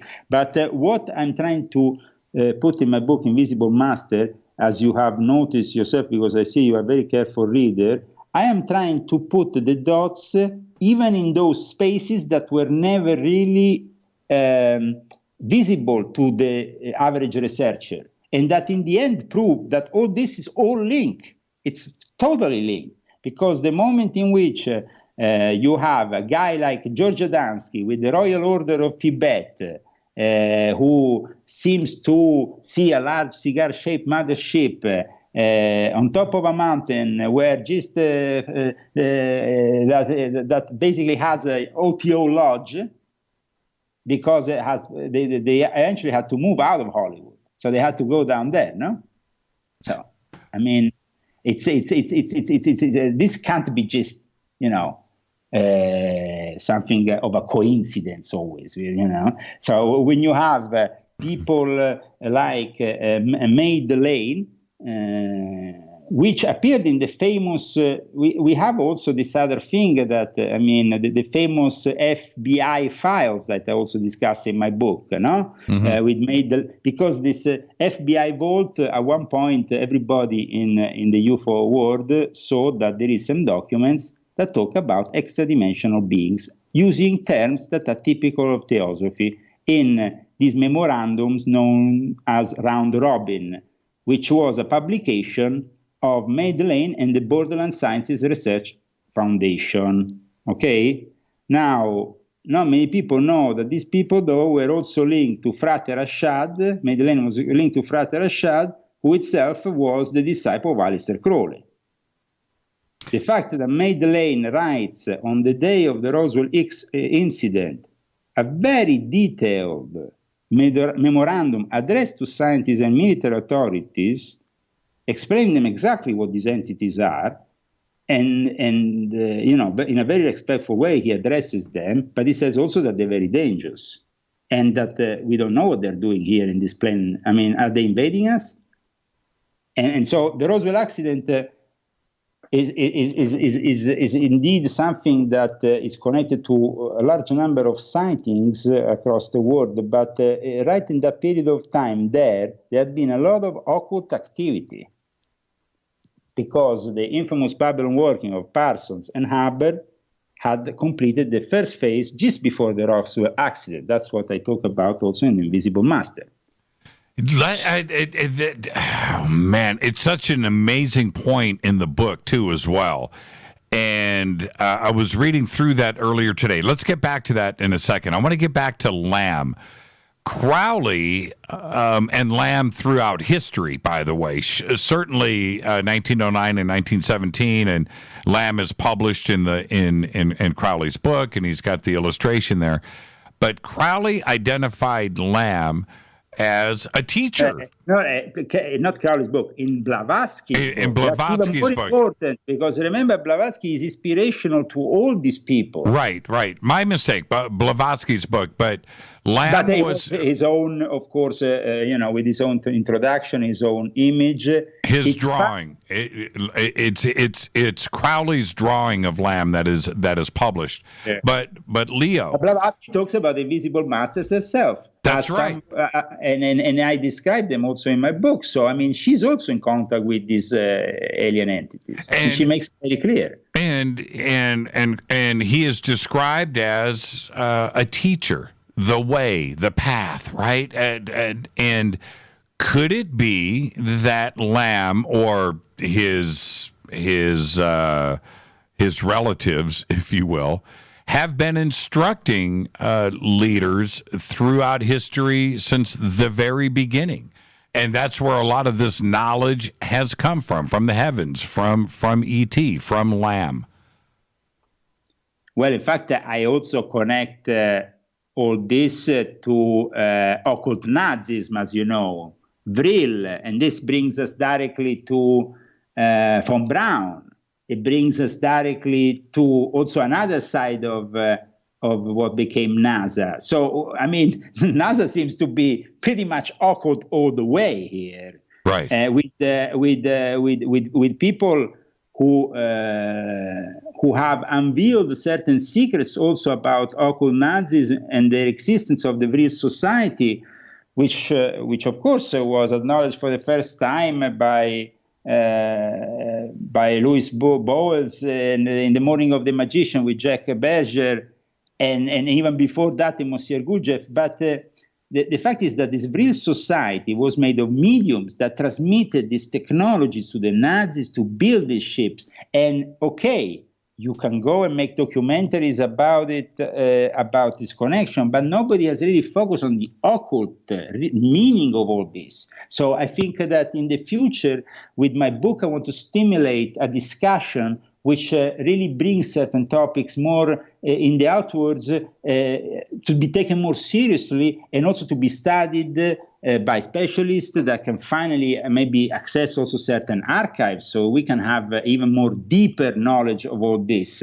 But definitely, this mediumship happened with methods of concentrations that were probably based on Ignatius Loyola's spiritual exercises, which is the basis of spirituality in the Jesuits, which are now in charge, of course, of the Vatican astronomical sector and of all their big telescopes. Do you think in Freemasonry or Illuminati, we know about the OTO, of course, but going back, Rosicrucians, even further back in some of these secret societies, that they have images that are similar to Lamb, that there is stuff that hasn't been revealed yet, but that it is been a part of all of them? I think that we have to go at this point to talk about a book that was mentioned only once by a guy who is George Adamski. Mm-hmm. And this book is a French book called Le Conte de Gabalis. Now we're going really back to something that it's very interesting for me, because it's really, we are talking earlier, we mentioned Greenfield, and basically he, of course, talks about the UFOnauts, and we can talk a lot about the sexuality of the UFOnauts and their interaction also with sexual fluids given to these aliens and so on. And of course, this has been described very well also by Greenfield. But this is stuff that was described hundreds of years ago. In 1670, a curious booklet appeared in Paris entitled Conte de Gabalis. And the author, who was later killed in mysterious circumstances, who was a preacher and a abbot, Pierre de Montfaucon de Villars, talks in so much details about interaction with these entities, even making children with these entities.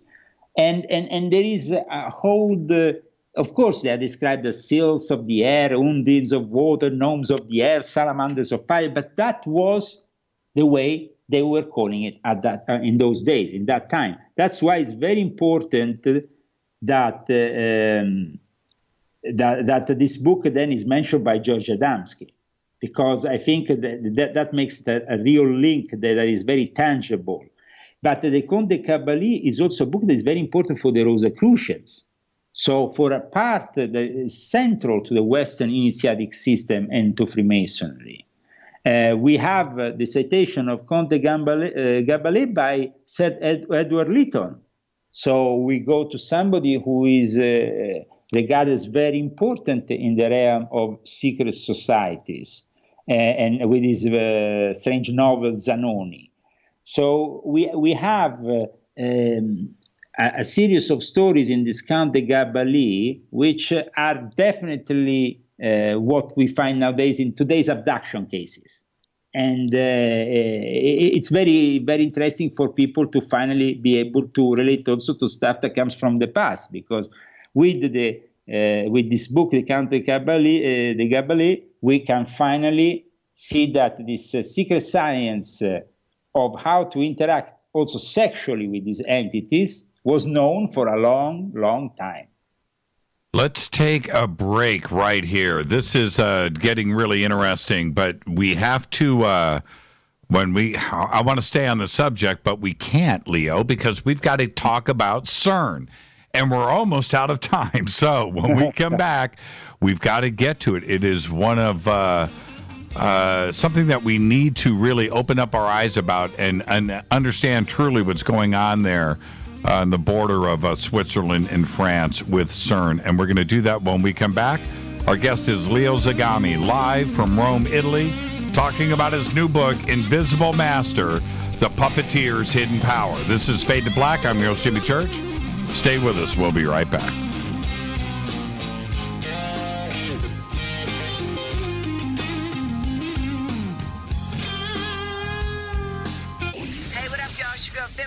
Here, and you are listening to my boy Jimmy Church on JimmyChurchRadio.com. Despite popular opinion, reading a book will not make you smarter, but listening to Jimmy Church will. Hurricanes, earthquakes, wildfires. This year we've experienced more than our fair share. This is Jimmy Church of Fade to Black, and last month I decided to make sure my family does not have to worry about food should we get caught in a real emergency situation. Introducing Numana, a healthy, storable product that tastes so good that you'll want to eat it every day instead of just during those times of duress. All Numana products have a 25-year shelf life, are MSG and GMO-free, no preservatives, and are made in America. With the Numana pack in your home, you'll be able to sleep at night knowing that you've protected your family. Not only have I tasted and tested, I own it. Now you can too. Just click on the Numana banner on JimmyChurchRadio.com and use the promo code Jimmy when you order. In addition to a discount, we'll send you an autographed Fade to Black t-shirt. Seriously, go Beckley Teppy. This is Jimmy Church of Fade to Black, and I take Life Change Tea supplements every single day. It's what I do. Click on their banner at JimmyChurchRadio.com. When you take the beans from Central America with dashes of Indonesian and African mixed in and then roast it to the dark side of Fade to Black, you create the ultimate brew of fringe. Introducing the Fade to Black blend from Rivermoon Coffee. Yes, Rivermoon's darkest customized roast was created for the love of Fade to Black. The alchemy of masterful roasting and smoking the beans is in every sip of this full-bodied, dark Java. I need my coffee dark, deep, with distinct bittersweet chocolate highlights, just like the bunker. Leaning further into the darkness of the roast is Fade to Black blend from Rivermoon Coffee. Just click on the banner at JimmyChurchRadio.com and use the promo code F2BBLEND for 15% off of your order today. Go Beckley Teppy. Hi folks, CBD is the home run hitter for health right now. Why, you ask? Because of what it does for the body. Unfortunately, I can't tell you all about the benefit. You know, there's reasons. Do your due diligence and log on to AncientLifeOil.com. That's AncientLifeOil.com. Ancient Life Oil uses organic ingredients and is blended in coconut oil for some of the best benefits. Legal in 50 states and non-psychoactive. Log on to AncientLifeOil.com. That's AncientLifeOil.com. This is Jimmy Church of Fade to Black, and my family is safe because of Numana Emergency Food Storage. Just go to the Numana banner at JimmyChurchRadio.com. Promo code Jimmy10. Are you intrigued by Paranormal Talk Radio? You'll love the new Paranormal Radio app from TalkStream Live. You'll find a great selection of talk shows covering UFOs, ghosts, strange phenomena, and much more. Download the Paranormal Radio app now and start listening to the very best in paranormal talk entertainment, including the network you're listening to right now, the Paranormal Radio app, free in Google Play and the iOS App Store. This is Kristen, Erica, Brittany, Gabby, and you're listening to JimmyChurchRadio.com. It's not a lifestyle we chose. We were born this way. KGRARadio.com.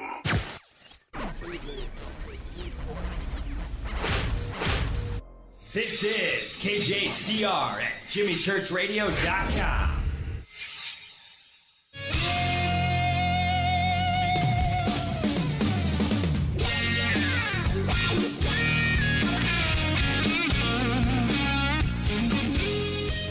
Welcome back, Fade to Black. I'm your host, Jimmy Church. Our guest tonight, Leo Zagami, live from Rome, Italy. The book, Invisible Master, The Puppeteers' Hidden Power, and probably 2 or 3 years ago, I've got to think about this. It might have been longer than that. I started to speak loudly about CERN and what was going on out there, and the fact that I understand what experiments are and testing and new frontiers and things. That's what you're doing. But out there at CERN, they are truly experimenting with things that they do not understand. They don't. They simply don't understand it. And the possibilities of something really going wrong there are very, very real. And I had suggested back then that there's the possibility of breaking through to a parallel world or opening up a portal and and allowing things to enter into our world that we may not want here, or that they don't understand the implications and the dangers of doing these kinds of experiments. But that possibility is now real, and you speak about this in the book. What are the dangers of opening up these portals with CERN? Okay, we have talked in the last couple of hours of the fact that there has been an attempt by occultists to open portals for the last 100 years, really. And now instead there is an attempt that is not really just an occultist attempt, but is also a scientific attempt using means that, of course, have taken their inspiration from the invisible world, because these scientists, of course, have received their knowledge from somewhere to build these machines. That's in right. order to then create these microscopic black holes. They didn't just build them out of nowhere. We know that science is always inspired, and who inspires it? That's the thing. So it seems like we are helping to facilitate a possible alien invasion by doing what we're doing. And it was quite disturbing also a couple of years ago to see that human sacrifice staged in front of China, even if they said it was a mockery, if they said it was just a group of scientists having a laugh. You don't have a laugh in front of the statue of Shiva, in front of the CERN, and then say it was a prank just because the video in some way has leaked. It seems to me that there is a lot more to it, and that the CERN is assuming instead the role of digging into the abyss enough so they can bring out the biggest of legions and the biggest of demons. Basically, they're letting into a universe some squadrons, like I called earlier during my Magic of Abramelin. What I encountered in my Magic of Abramelin were squadrons of demons, well organized and very methodical in their military approach. And so we're talking here about aliens that are demonic, that of course want to invade our realm. And that was also what made Elaine, what we were talking earlier on also in regards to that communication that was made to the FBI, that famous memorandum. It kind of links also with the same worries that Madeleine was communicating with his associates also. And so their mission is peaceful, but the visitors contemplate setting on this plane. Okay, can we believe that? Do we have to believe that? I mean, especially if a guy like Crowley told me that the mission was peaceful, I would not believe him one little bit, Jimmy. Or any of the theosophical or occult Illuminati that have been involved in connecting with these entities. Often they also receive their lies and their manipulation schemes with it, because they become part of that manipulation. So they can't be biased. And so CERN assumes this very disturbing role, because it's not just a scientific endeavor, it's also an occult endeavor. And we have seen there has been this very strange cloud formation after the experiment of the Large Hadron Collider on the 24th of June 2016. That was the feast of St. John the Baptist, and a key moment in the Masonic year, but also the International Flying Saucers. That's right. That was the day. That was the day, 1947. Yes. You know, I go like an investigator, and I put the dots one by one. You know, I put in also my own experiences, because I can see that things are in a certain way, and other people maybe can't see them. So I hope that putting together these dots will enlighten many more people to come. What about the portals that, you know, you've got Jack Parsons dealing with here in Southern California? Of course, what Crowley had done too as well. But after that, after 1947, certainly you have what happened up in Washington, but we have Roswell, and then everything. There was a great the Rhodes sighting in Phoenix, also in July of 1947. At the same time as Roswell, that was, and the wave of UFO activity that happened all around the world and here in the United States. Did is all of this connected to portal activity? Absolutely. I mean, while we see them as just activities that are sporadic or they are just out of the blue, occultists and members of secret societies who have been working with these actively with these entities, they perceive them instead in a completely different way, because they know that every action by them has then another action by the others, by the ones they are trying to communicate with, by the ones they are engaging with actively, because they are part of this invasion in a way. This invasion that I describe in the book also as the fall of the wall around it's a dimensional wall that is slightly is corroding, is getting consumed, and so these entities more and more can come into our dimension, into our reality, and take control of it, because it was also predicted by many of the religions that this will happen. That these demons will completely invade the realm, and then at that point it will be the reign of the Antichrist, Satan, and the whole show. Being even more manifest, and I think that is happening in the age of the internet very clearly. I don't have the time to look it up in the book, but what is that wall called in the Quran? Well, it has also, it has a specific name, but now I don't have it. I don't either. But it was actually René Guénon, who was a Freemason, agnostic, but then became a Muslim, and is regarded one of the esoteric, most important authors of last century. He was talking about it as this wall was blocking Gog and Magog from coming through. No, so right. It's of course a wall that was protecting us from something. Now this wall is coming down, and we are, of course, in front of more and more in front of our enemy, of this astral force that is becoming more present every day, also because they interact through the internet. The internet and the computers and all this technology has itself a purpose for, imprisoning mankind. Is CERN punching a hole in that wall? Is that what is happening? It's punching a hole in that wall and trying to punch it more and more so they can get a bigger hole, big enough to let the biggest of demonic forces through, that can at that point ultimately take complete control. I mean, the ritual that was done, it wasn't a mockery, but also it's very important to also maybe talk about that statue that is in front of CERN.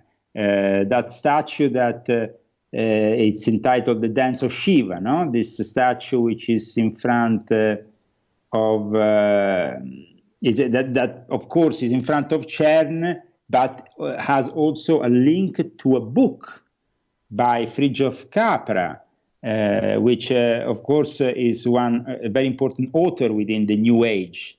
And the Shiva's Cosmic Dance is a central metaphor in his own book, The Tao of Physics, which was a groundbreaking book for the NewAge community. So this there is a special plaque, actually, next to this Shiva statue at CERN that explains, in fact, the significance of the method of Shiva's Cosmic Dance. And so we are here in front of a perception that we are also at the end of a period that also René Guénon talked about, which is the descending phase of the Kali Yuga. It's a dark time, of course, a dark time in which they are trying, of course, to bring something through, because they know that this is a multi-universe, Jimmy. They want to not only prove it, they want to become engaged in it. The problem here is that they're not really revealing the truth to the masses. They're not really making us participate to their experiments. And I find that very upsetting, because, we should be part of it as mankind. We should know what's going on in CERN. Now, the Large Hadron Collider at CERN isn't the only collider on this planet either. There are colliders in Russia. There's a few here in the United States. Different countries have them. China has one. I think there's one in Spain too as well. And we are using them obviously to experiment. The particularity of CERN is that it's also built on a specific ground, that is built in a specific territory, that has a long tradition connected to ancient pagan cults, and so it's not just built out of nowhere in the middle of nowhere. It's built in a specific area which itself has already a different kind of power. It's on the border. It's like half in France, right? It's 20 miles across, so it's half in France, half in Switzerland, right? It's very big. I personally have never really visited the CERN, so I've been many times to Switzerland. But what they told me is that it's underground and it's developed all underground. So we can't really see where CERN is because it's all over the place, but it's underground. So you are basically seeing only a very limited amount of it overground. Now, they wouldn't let you into CERN. They would see you coming from miles away, Leo. Well, of course, me, I was probably coming from miles away, so I would be probably banned from even getting close to it. You would be arrested again. I'll pay your bail though. Don't worry about it. Contact me. I'll get your bail taken care of. I mean, it would be great to go there and just to see what kind of reactions they have in being challenged also, closely. But I think that Switzerland is one of those places where you don't want to really mess around because they're very strict, and they don't have really a sense of humor. So No, they don't. I could crack all the jokes in the world. Nobody's going to laugh at me in Switzerland. But Leo, let me ask you something that I think is one of the most important questions that we have when it comes to CERN. This planet right now, certainly over the last 3 years, has gone nuts. Right? Everybody's fighting, every country. It doesn't matter. We have never seen this kind of chaos, maybe in the history of everything. We are certainly at a point where all of us can recognize the anger that's on this planet. Is it connected to CERN and black holes opening up portals and trying to achieve the speed of light? Is there a connection here? Well, as you know, in my book, when I'm talking about it, I denounce very directly the military-industrial complex for still being the biggest problem in today's America, regardless of one political views. So, I mean, that is because they have also the exclusivity on certain technology these days, but also because they are profiting from war, they're profiting from death, and they're not really constructing still a sustainable future. But we are trying to change. I mean, mankind is, of course, in front of a very chaotic moment, but there is also people that are standing up against this new world order, against this wanting to make everything and everybody prisoners of this planet by microchipping them one day. That will be the moment in which the dark forces from the alien world will be finally able to really be in complete control of us. While now we still have that famous possibility that was given to us at the beginning of times when we have the possibility of choosing between good and evil. We have a choice. We literally have the possibility of making our spirit or our soul better. But once they microchip us, and that is just around the corner, at that point, they will have basically terminated their one of the most important phases. And at that point, they can just say, guys, you are our prisoners. So that's the thing. They have convinced us, and that's why California is so important, because of course Silicon Valley is coming from that kind of experience that is manipulated and is filtered in places like Palo Alto or other places where we have a manipulation that goes well beyond the realm of terrestrial control. So when artificial intelligence will be finally activated in full force, that is because the demonic forces and the dark side of those alien forces that we have been feeling for a long time are now in complete control. I mean, that's going to be pretty scary to see what's going to happen next, because they are already getting there with the smartphones and with all the technology that we have up until now. But then they can really, free hell and let hell break loose once we are finally microchipped and then we have received the mark of the beast. So this was actually said. That's why during the course of my book, I say even to Christians, don't worry about what I'm saying here that might not fit your Christian paradigm, because in the end, you're going to see this actually here fits with Christian beliefs all along. Like it fits with Muslim beliefs or Jewish beliefs or all kinds of other beliefs that are saying the same thing, especially in the Judeo-Christian world, that we are at the turning point of our reality. Now, regarding the aliens, 2020 is a reoccurring kind of the air that seems to appear every now and then, and it seems to be of some interest. What I can say also is that there is very much a lot of interest towards the aliens also from the Vatican.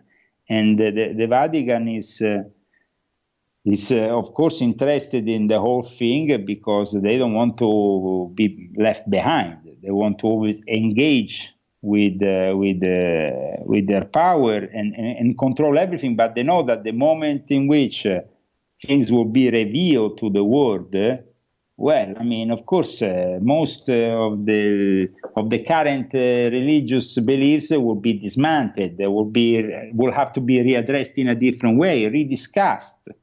And this is also the big fear, and that's why they don't reveal the existence of aliens. They don't reveal the existence of UFOs, because there is this whole fear of not being able to control reality anymore. But we are going towards a virtual reality. We are going towards being completely linked to the AI, and so at that point, we will be revealed the alien truth, but it will be too late. Are the engineers and the scientists at CERN, are they aware of the portal? Is this a goal? Are they aware of the possibility of ET contact or interdimensional or an entity contact and portal, a doorway? Is this part of their goal? Absolutely. I mean, CERN has an occult side. I think that even this ritual of 2016 that was then published, it might have been made even on purpose so they can make a mockery of the occult and just dismiss it altogether. But when I went to study that ritual, which I'm sure you have seen, there is some elements of it that are peculiar of occultists that have been doing that for a long time. It's not just people running around in a stupid way or doing. What they were doing was very much ritualistic and correct under occultist terms. So it's a bit strange here then to just dismiss it as a group of scientists having fun. Here there is scientists who know that there is a link, but that link was severed with alchemy, was then transformed in just protochemistry, and that everything together with it and physics and all the rest were just pushed in the realm of materialism. And so then this link with spirituality was severed, and it was kept only within the realm instead of secret societies. Why is that? Right. I mean, why do important scientists that every day go around the world talking about the non-existence of aliens, the materialistic reality, promoting all kinds of disinformation, then go at night in their lodges and believe in an esoteric reality? I mean, it's obvious that they are playing double standards. The Helvetic Grand Lodge, the Freemasons in Switzerland, are known to be the depositories of the secrets of the Knights Templars in Europe.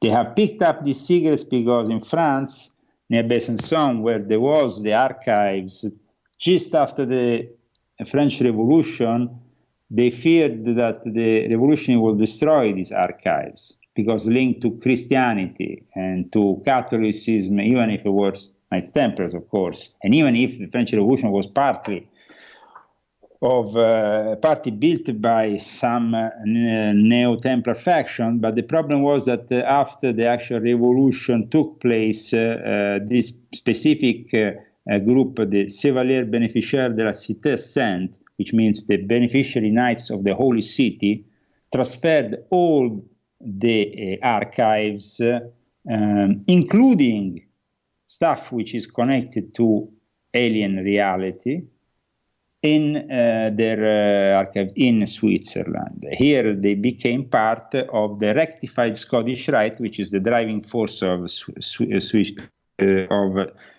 Freemasonry. And it's connected then to Scandinavian Freemasonry, the Swedish Rite. So, I mean, there is a link here of a network of Freemasonry linked to the Knights Templars that is not the same Freemason you see, the Freemasons for window masons that you see in England, the United Lodge of England, and the corporate Freemasonry thing. That they want to believe that it's all built around the corporation, around the builders of the cathedral. Yes, okay, guys, the cathedrals could be built, but in the old days, if you didn't have an army protecting them, it would be destroyed the day after. So, you know, I mean, this origins of Freemasonry that it has to be only from a certain vision of the corporations is wrong. There is also a link to the Knights Templars, and the Knights Templars were eliminated by the Catholic Church only partially because their traditions were still transmitted in the families that belong to these Knights Templars. And so in Switzerland, they have their headquarters. It's not a coincidence, no? Do you think it's a coincidence? No, of course not. And then also the headquarters they used to be of the European Illuminati, and there is actually a museum in Stein, Switzerland. Is that a coincidence? No, it's not. And Leo, we all know everything is safe in Switzerland. That's where you put it. The vaults, the country, everything is secure. You want something to stay secret. You want something to be undiscoverable. You want something to be hidden. You take it to Switzerland, and that's the bottom line there. It's a very particular country, Switzerland, because you have to understand, in ancient Roman times, they were isolated in a way that no other... Completely. It's not a joke. The Romans just sent them back. They gave up. That's right. And everybody has. Here in the middle of the hills. That's it. That's it. Yeah. Hey, Leo, I want to thank you. Amazing conversation. We've got to get you back on the show. There's way too much more to talk about that's in this book.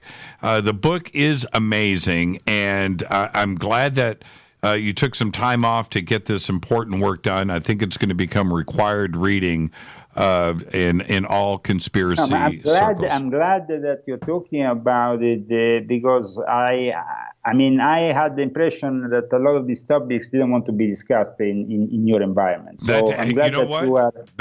And that's the way it is, right? But we're here to change things. Thank you so much, Leo. Be safe out there. Okay, you love to take chances, and please be safe. And we'll get you back on the show very soon, and we'll pick up this conversation again. Thank you so much. Thank you, Jimmy. All the best. God bless America. Yeah, you are the best. Everybody was saying how long it was going to take me to say that. Leo Zagami, the very best. Thank you so much, Leo.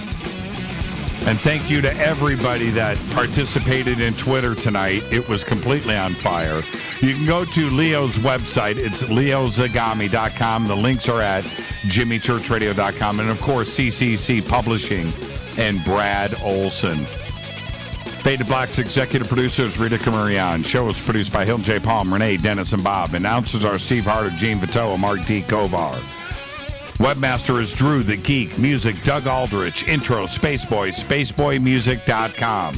Fade to Black is produced by KJCR for the Game Changer Network, and syndication is KGRA, The Planet. It's broadcast owned and copyrighted 2018 by Fade to Black and the Game Changer Network.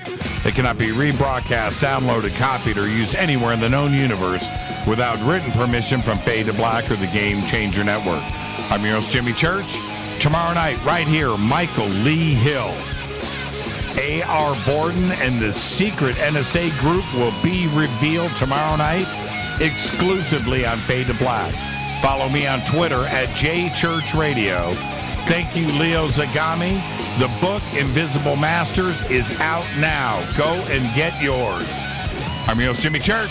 Till tomorrow night, everybody be safe. Go back, Lee Tappy.